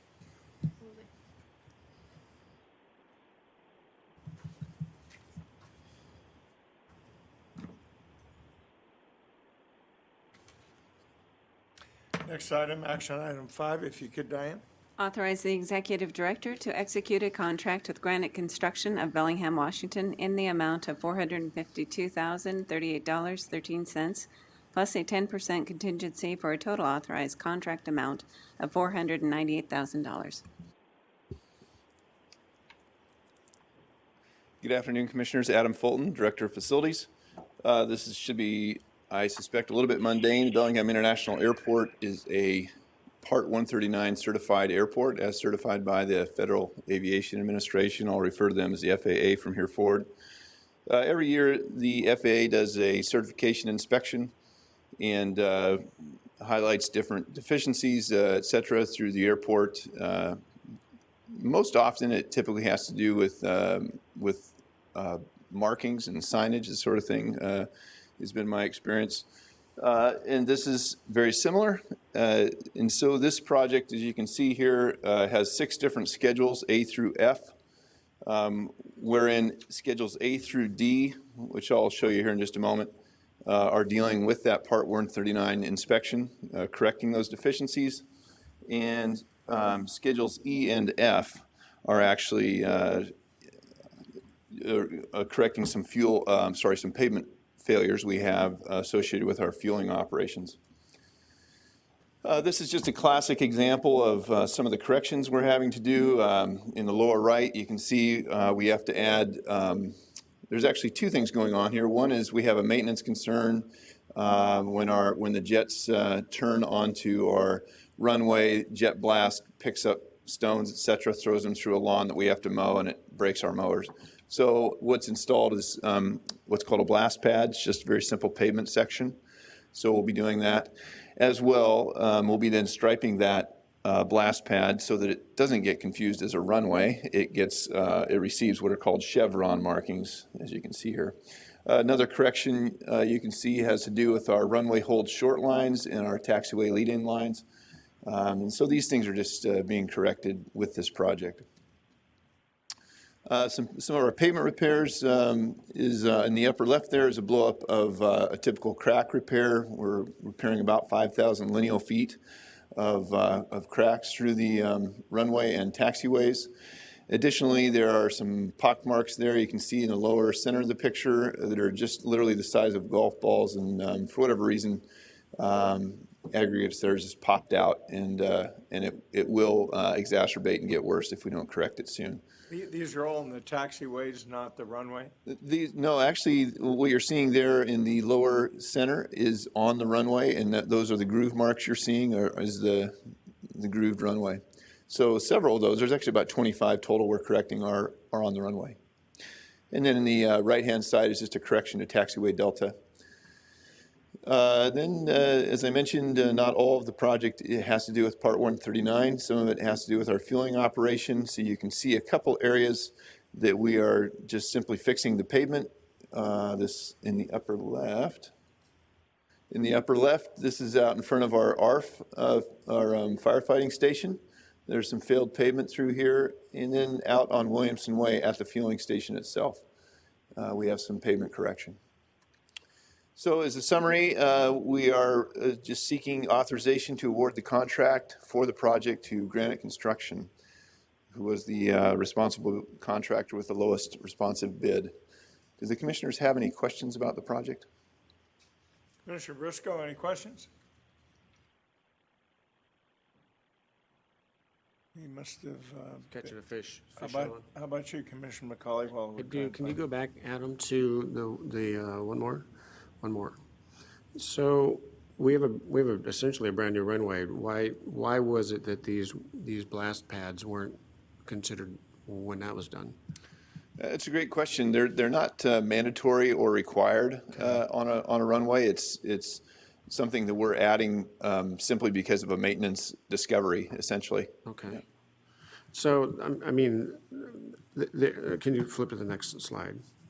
Thanks. So I get it. You know, this is a heavy things. There's traffic. I get it, right? But it seems that some of these are things that could have been caught the last time we spent a lot of money on this. Am I feeling wrong there? Was there just so many cooks in that kitchen that there were little things that just didn't quite get through? Or am I just making this up because I feel like we should have had the blast pads installed? I can answer that several ways. Of course, I've been engineering on that airport for over 20 years, so I've seen quite a bit of the evolution of that. I would first of all point to the history that you might enjoy, and that is the response of the federal government to build that airport in the first place, as well as several just like it all around the Pacific Rim. They essentially pushed the hills into the holes very quickly and paved and made ground. And so the ground is very faulty out there. There are perched water tables, there are submerged decomposing vegetative matter throughout that 900 acres. And so you'll see the pavements fail there, and unless you're willing to dig extremely deep to correct it, you're going to be fighting that. I'm not criticizing that because I know things fail. I get that. I'm more interested. Go to the next slide. Sure. So around our fueling area, what's that across the street? That stripe there? Yeah. All that is a widening of the shoulder, approximately 3 feet, because the fuel truck swings out to make the corner, and it's just causing erosion, et cetera, next to the road. All right, I'm being nitpicky, I think. All right, I'll let it go. Thanks. I appreciate the questions.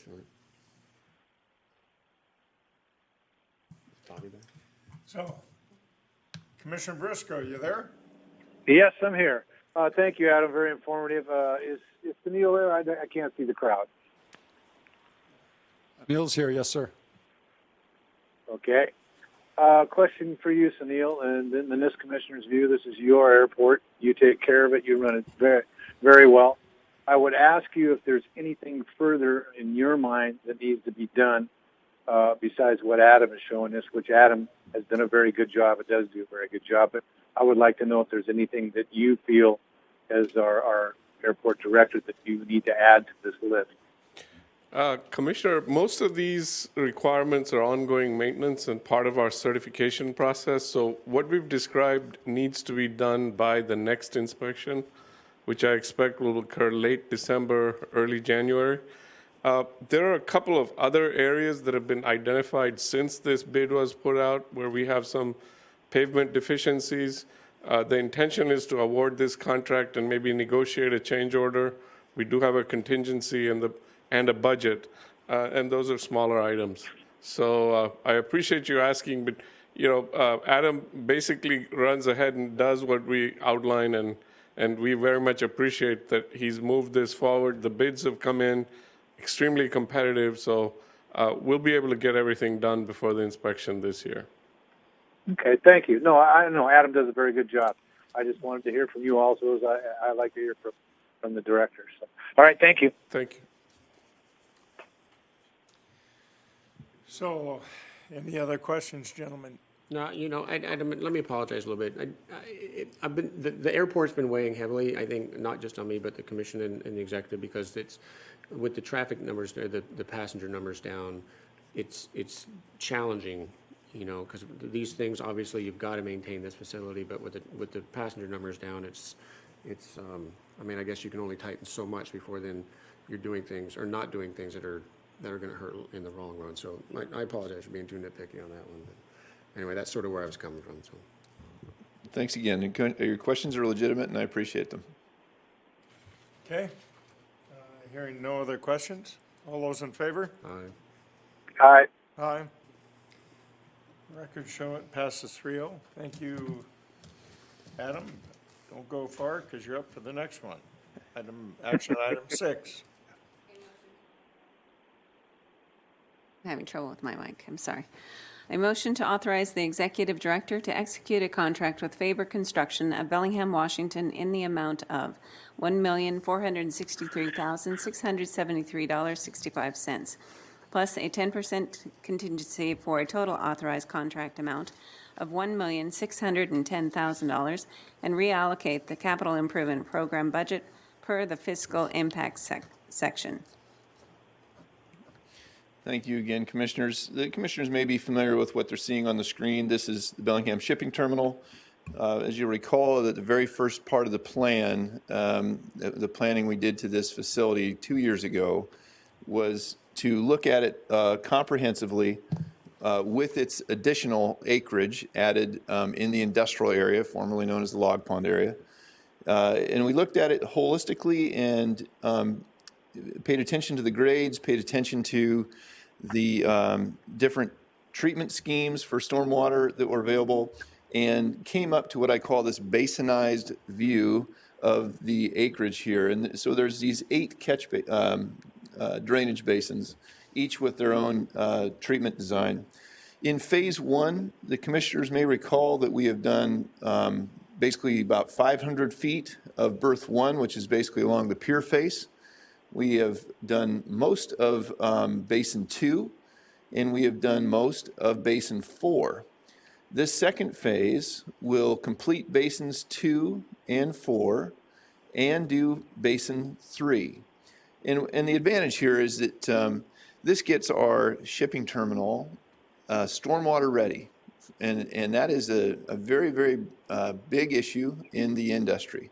So I applaud the commissioner's decision to prioritize this and get this piece of property back working. And I also we should applaud Chris Clark for his sales efforts. This has just been amazing to see suddenly cargo coming to Bellingham. It's really fantastic. And our response to that in facilities, of course, is to get these facilities ready and permittable in terms of the stormwater treatment. So this second phase, as you can see, it's quite involved. According to this drawing, a little simpler drawing is here where we're going to remove this old loading dock.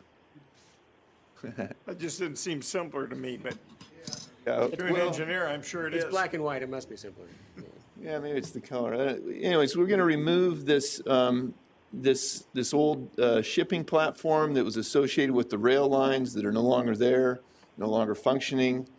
Then we grade and pave this entire acreage here. I'm sorry, we just paved this, let's call it northerly portion. And this portion down here we leave in gravel. All of it is graded as if for its final pavement. All of it has stormwater treatment along the edge here. And something else about it that is, it is strategic between where we're paving and where we're leaving it gravel for potential tenants that we are in conversation with. We don't want to, we have some potentially very heavy cargoes that come in that are destructive to pavements. It would not make sense for us to pave the whole thing only to then destruct it with those cargoes. So the good news is we have a log ship going out here shortly, and we have a grain ship coming in, and we're going to start paving. How's it going to affect those two projects? They're all this dovetailed very well. Matter of fact, the timing of phase one. Matter of fact, that's why we had to break it into phases, was to get that property ready in time for what we thought was going to be the timing of the log ship. This will be done before the log ship? Yeah, this is actually, phase one gets us ready for the log ship, and that is done. Okay. So we could take the log ship today. But this phase two then sets us up for these additional cargoes that Chris is working hard to land here. So just the scope of work, again, it completes basins 2 through 4, and part of 1, we're not completing all of basin 1 because it's a bit of a pilot that we don't want to overly invest in. Makes the majority of BST stormwater ready, which is then nimble and agile to respond to cargo opportunities. And the bids did come in competitively. This is a $1.6 million authorization we're seeking against about a $2.2 million budget. You'll also notice in the action that we're doing some budget consolidation. In the previous phase, because of the BWAS boundary, because of the ELSA grant, there was a need to have different budgets so that we could track different things. Those needs no longer exist, so the action then consolidates those budgets to a single budget. Do the commissioners have any questions? It's an awful lot to think about. Commissioner Briscoe, any questions? No, I applaud Adam for his presentation. It's quite explained it, and the work he does. Thank you, Adam. Thank you, Commissioner. Can you flip back a few slides, Adam? One more. Yeah, that one's good, thanks. Yeah. So the wharf has this, what are you calling that? The scuttles, or what is that? Scuppers on that? Those are in, not the whole thing though, just on the wharf, but not on the pier. You're correct. There's about I think approximately 500 feet of our pier face that is now treated. Okay. And that was done strategically as where we take ships. Right. Yeah. Okay, and then the green area here, done. The green area phase, what we're calling Basin 2, will be complete after this phase of work. Oh, so that's coming then. Okay, so the paved area, maybe go to the next slide, I suppose. There, so the really dark area, that part's done. No, I'm sorry, Commissioners, if I've confused you. Phase 1 was really through this area right here. That's okay. That's where I got confused. I thought you were talking about the other one. You know, and it's reasonable that you're confused, and I apologize for that. This area here is actually a second lift, kind of an infill of pavement that we had to remove from phase 1 because of some problems we were having. This second phase completes that second lift and then does the lion's share of work out here in Basin 3. Okay. I'm sorry if I confused you on that. All right. Does the shipping terminal need water, like in any industrial use? Well, it has water today, of course, with hydrants, this sort of thing. If you're talking about water for like processing or manufacturing process of Well, some I'm thinking, form. because all right, so we've got these warehouse roofs, right? And we're treating the stormwater, but the stormwater is really just full of probably fecal coliform and other things that fall from the sky and the birds. if there's a way to capture that water and use it for an industrial use, then we wouldn't even have to send it through the system. And those are going to collect, those two warehouses are going to collect, I don't know how many, probably not millions, but hundreds of thousands of gallons per year of free water that we have to send through the treatment system that we could send it to somewhere else. But just a thought, maybe something for the future, but, okay. That's it. Okay. No other questions? Hearing none, all those in favor? Aye. Aye. Aye. Let it, records show it, that passes 3-0. Oh, quick question. Chris, how many times will the grain ship call? Well, just once this year? 4 or 5 times a year, I believe. Is that correct, Chris? Just yell, I'll repeat what you said. Yeah.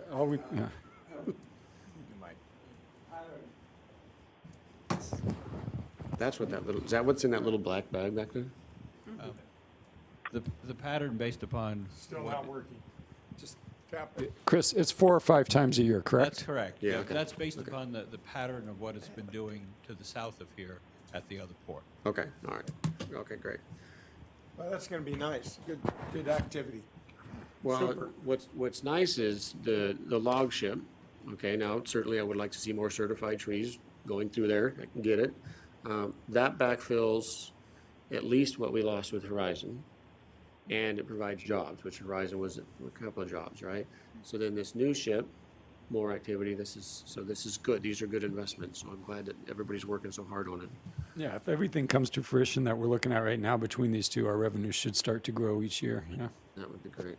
Okay. Super. So our next item, item 7, if you could. Authorize the executive director to execute a contract with Rasmussen Marine in the amount of $180,115.90 for the purchase of fendering equipment for the Bellingham Shipping Terminal and create a new budget of $250,000 for this equipment and facility accommodation per the fiscal impact section. So what the commissioners are seeing before them is what we call a bathymetry map, or a measurement of depths.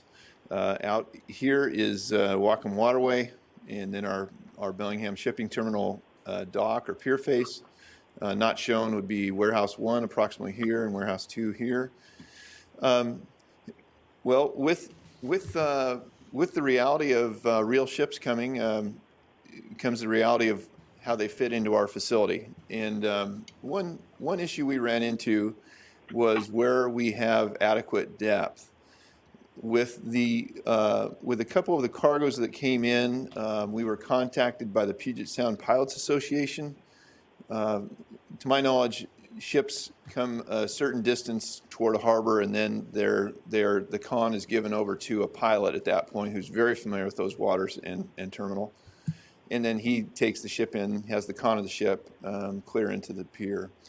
And so we were contacted by that Pilots Association with concerns over our depth. So we kind of went on what I thought as an engineer was a kind of interesting geometric puzzle with where to situate the ship that it fits into our depth, and then how to hold the ship there. And so what you're seeing here is where we have the best depth and where we can take a ship that size. It's clear to the west end of the pier, and as you'll see, it's approximately being held off from the pier about 15 feet. For these next couple slides, I needed the commissioners to understand what they're seeing here. These lines right here, those are not lines that are physical. They are cross-section lines. And so what we had to do, again, on this geometric puzzle was to understand the ship's dimensions and very closely understand the depths of our waterway. So you'll see these two lines right in here, a little bit confusing, but those are actually cross-section lines as well, but going along the pier face. So that's what these look like. We looked at it several different ways. If we held the ship 5 feet off, 7 feet off, 10 feet off, 12, 15, and 20 feet off of our pier. It introduces operational concerns with the cranes having to reach further. The crane's capacity gets diminished when it has to reach out further. That affects how quickly they can offload the cargo if they can only lift a certain amount with every scoop, etc. So it was good little puzzle, and we got it solved. What you're seeing here on the top, and I apologize, this is not larger, but what you're seeing here is the actual profile of the log of the corn ship. Yeah, the log or the corn ship, and then you're seeing the actual depth where we can adequately host this ship. Fortunately, we don't have to go 20 feet off, as this slice indicates, but only 15 feet off. Similarly, and you're not seeing double there or bad vision, what you're seeing there are those 3 cross sections I mentioned, where we took sections of the ship along its length and performed the same exercise with where can this ship fit. And again, we landed at holding the ship 15 feet off of our pier face. The way we'll do that in this purchase that we're recommending is through a combination of what are called Poseidon floats. This is 40 feet long, about 5 feet deep, and 10 feet wide. And so with that riding up against our fender piling, we are holding the ship 10 feet off of our pier face. We need to get 15. So we are purchasing these Yokohama fenders, and that's approximately 10 feet long and a 5-foot diameter. 2 of those will rest against these Poseidons. We'll have 3 of these Poseidon stations along the length of the ship.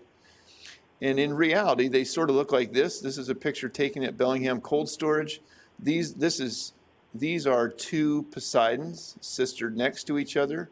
And then their fendering or their interface with the ship are these rubber tires along here. Ours will be similar. It will have this Poseidon, and it'll have 2 Yokohamas, one approximately here and one approximately here. And that will be the interface to the ship, and that'll hold the ship 15 feet off our pier where it has adequate depth and where the cranes can be effective and the discharge of the materials profitable. So the summary of the action we're requesting here is purchasing of fendering equipment for the Bellingham shipping terminal for the long-term berthing and deep draft vessels, as well as, because this was not anticipated a year ago, is the creation of budget by transferring funds already within the capital improvement program budget. There are no new funds being asked for here or an expansion of that budget, simply a transfer that creates this budget. The commissioners have any questions about that? So do these last a while? Do you pull them? Obviously, they're not in the water all the time. You lift them out of the water when the ship leaves, and so they're not getting beat up. I believe you're correct. Particularly, I think that we'll have to devise an SOP, an operational standard with how we use this equipment and how we pull it out and store it. This is all pretty real time, so we're learning these things as we go. I think other ports tend to pull these things out and rest them, drain them, maintain them between ships. Thank you. Very welcome. Any questions, Commissioner Briscoe? No, I was just thinking it kind of sounds like a cocktail mix, though. 2 Poseidons and a Yokohama in one ship. We just throw it. Says the man who drinks Blue Dolphins. Hey, Adam, with the use of this standoff situation, are tides an issue? Can we operate regardless of the tides in that case? Commissioner Risco, Yep, I'm here. I don't know what happened. I understand the commissioner's question to be, how is this system, is it tidally affected? Well, what I mean is will this push us far enough off the wharf that even at low tide we can still load ships? Yes, Commissioner, it will. As a matter of fact, our only evaluation is at the lowest tide. Okay, perfect. Because I think Chris's predecessor warned us that we might have this issue, so I'm not surprised that we've got to do this. And this seems like a cost-effective way to squeeze a lot more life out of that without dredging. Mm-hmm. So I'm okay with this. Okay. I had another question, and then it's gone. So that's it. Okay. Hearing no other questions? All those in favor? Aye. Aye. Aye. The record show that passes 3-0. Thank you, Commissioners. And our last action item. Sorry, this is not working. Sorry. A motion to authorize the executive director to execute a contract with Engineering Remediation Resources Group, or ERRG, for the mercury soil treatment and disposal interim action cleanup in the amount of $1,055,911.80, plus a 15% contingency for a total authorized amount of $1,214,298.57. Thank you, Diane. Good afternoon, Commissioners. Brian Gowan, Director of Environmental Programs. Looks like these past few action items all focused on the shipping terminal. This one is also there, but it is unrelated to shipping activities. But hopefully when we wrap this project up, we'll actually open up a little bit of ground that Chris can market as well. So this is an area that is part of the GP West Modca cleanup site. This is the area that's known as the chloralkali unit. It's also the area where the mercury cell building was previously located. And we did an interim action on this footprint of this area back in 2013, and where we removed the cell building and then also did an excavation of soil impacted with elemental mercury. And that was a very, very large undertaking. We discovered more contaminated soil than we had originally anticipated, and the scope of the project started to grow further than what we were comfortable with. So we worked with the Department of Ecology to say this was designed originally as an interim action to remove a focused area of contaminated soil, and it started to get much bigger and more expensive than that. So we all agreed to put the brakes on that project and wait till we came up with a final cleanup decision for this whole area, because that would then potentially inform how we were going to address this contamination. But during that process, there was about 600 cubic yards or so of soil that was excavated and was waiting to be stabilized and disposed of. And if you recall, it was a very extensive process of mixing the soil with sulfur and cement inside a tent that had negative air pressure because mercury is volatile. And so there's a lot of work involved with that. So what we did was just, Ecology agreed that we could put the brakes on this project for a little while, and buttoned it up with what you see here is this white square, which is the footprint of the former cell building. And that is actually a white tarp that covers the open excavation as well as this stockpiled 600 or so cubic yards of soil. In the meantime, we've encountered a number of complexities on the feasibility study for that site, and the final decision on that cleanup has taken longer than expected. So the Department of Ecology really started to get uncomfortable with this stockpile of mercury-contaminated soil sitting above the ground with plastic tarps over it. Although they're robust, they're heavy-duty, and they're sewn together, but still, we've had some issues with maintaining that just because it's in a high-weather area, and they've pushed us to address that 600 cubic yards of soil that's currently stockpiled above the grade of the site. And so they provided us actually an extra $1 million is in funding, and pushed us to implement this interim action to remove that stockpiled soil and button that site back up with pavement in order for us to wait until we can make a final decision on the cleanup action. So that's what this project does. It removes that 600 cubic yards. We will do a similar scenario where we set up a tent. We mix that material with sulfur and cement, and then dispose of that stabilized soil at a Subtitle C landfill, which is a hazardous waste landfill in Oregon. So this is a project that's been put out to bid. We received three bids. Two bids were actually within, I think, 2% of each other. It's $1 million or so project, and the two lowest bids were off by about $15,000. So we feel like it's a fairly competitive bid process. There is a unique distribution of how those two lower bids bid it. One put a lot of the dollars in the mobilization and the lump sum items, and the other bidder put a lot of their dollars into the unit prices, but that's just a strategic process on how they choose to bid that one.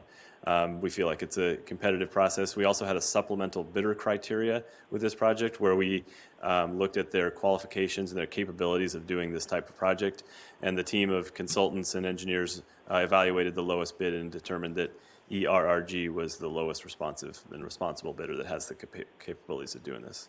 This is a Modca grant-funded project, as well as 50% of the remaining grant or unfunded dollars funded through our AIG insurance policy.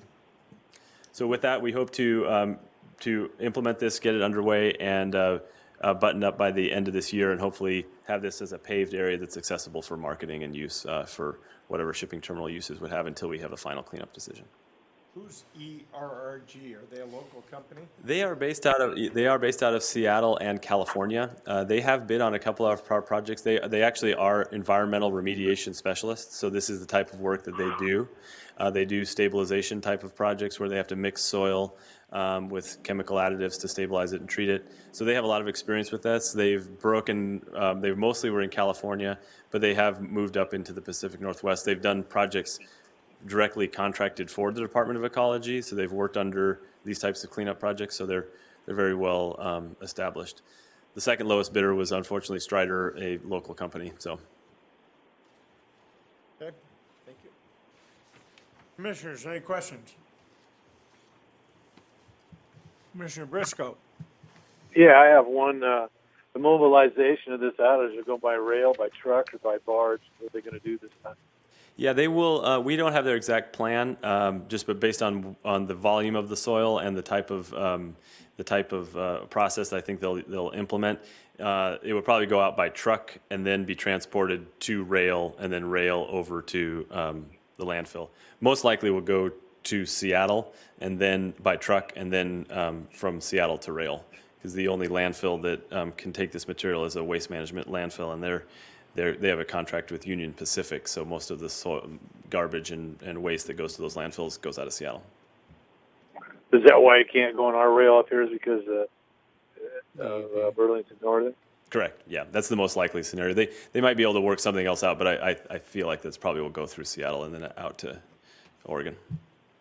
It just doesn't make sense to me ecologically to drive a bunch of trucks with dirt to Seattle and you got a railroad sitting right next to it. I mean, I sometimes I just don't understand the thought process, but I guess maybe that's all I have, Brian. Thank you for the presentation. Yeah, I got to agree with Bob on that one. The logistics are weird because, okay, maybe the banding yard area doesn't really work, but we certainly have the exact same facility in Ferndale that they have in Seattle, or close enough that it would work, but logistics. Yeah, you get into exclusive contracts between rail companies and waste management companies. That's way over my pay Not grade. entirely germane to this, but maybe you could answer this because it popped into my head. So this soil is stabilized.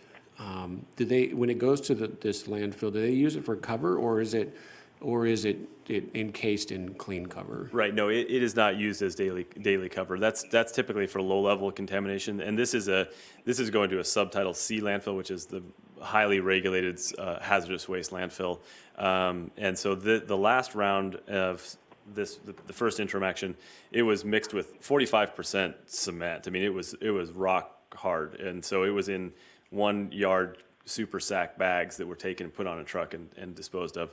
This might not have the same mixture recipe of stabilization, but I anticipate it'll be solid blocks of material that'll go into the landfill.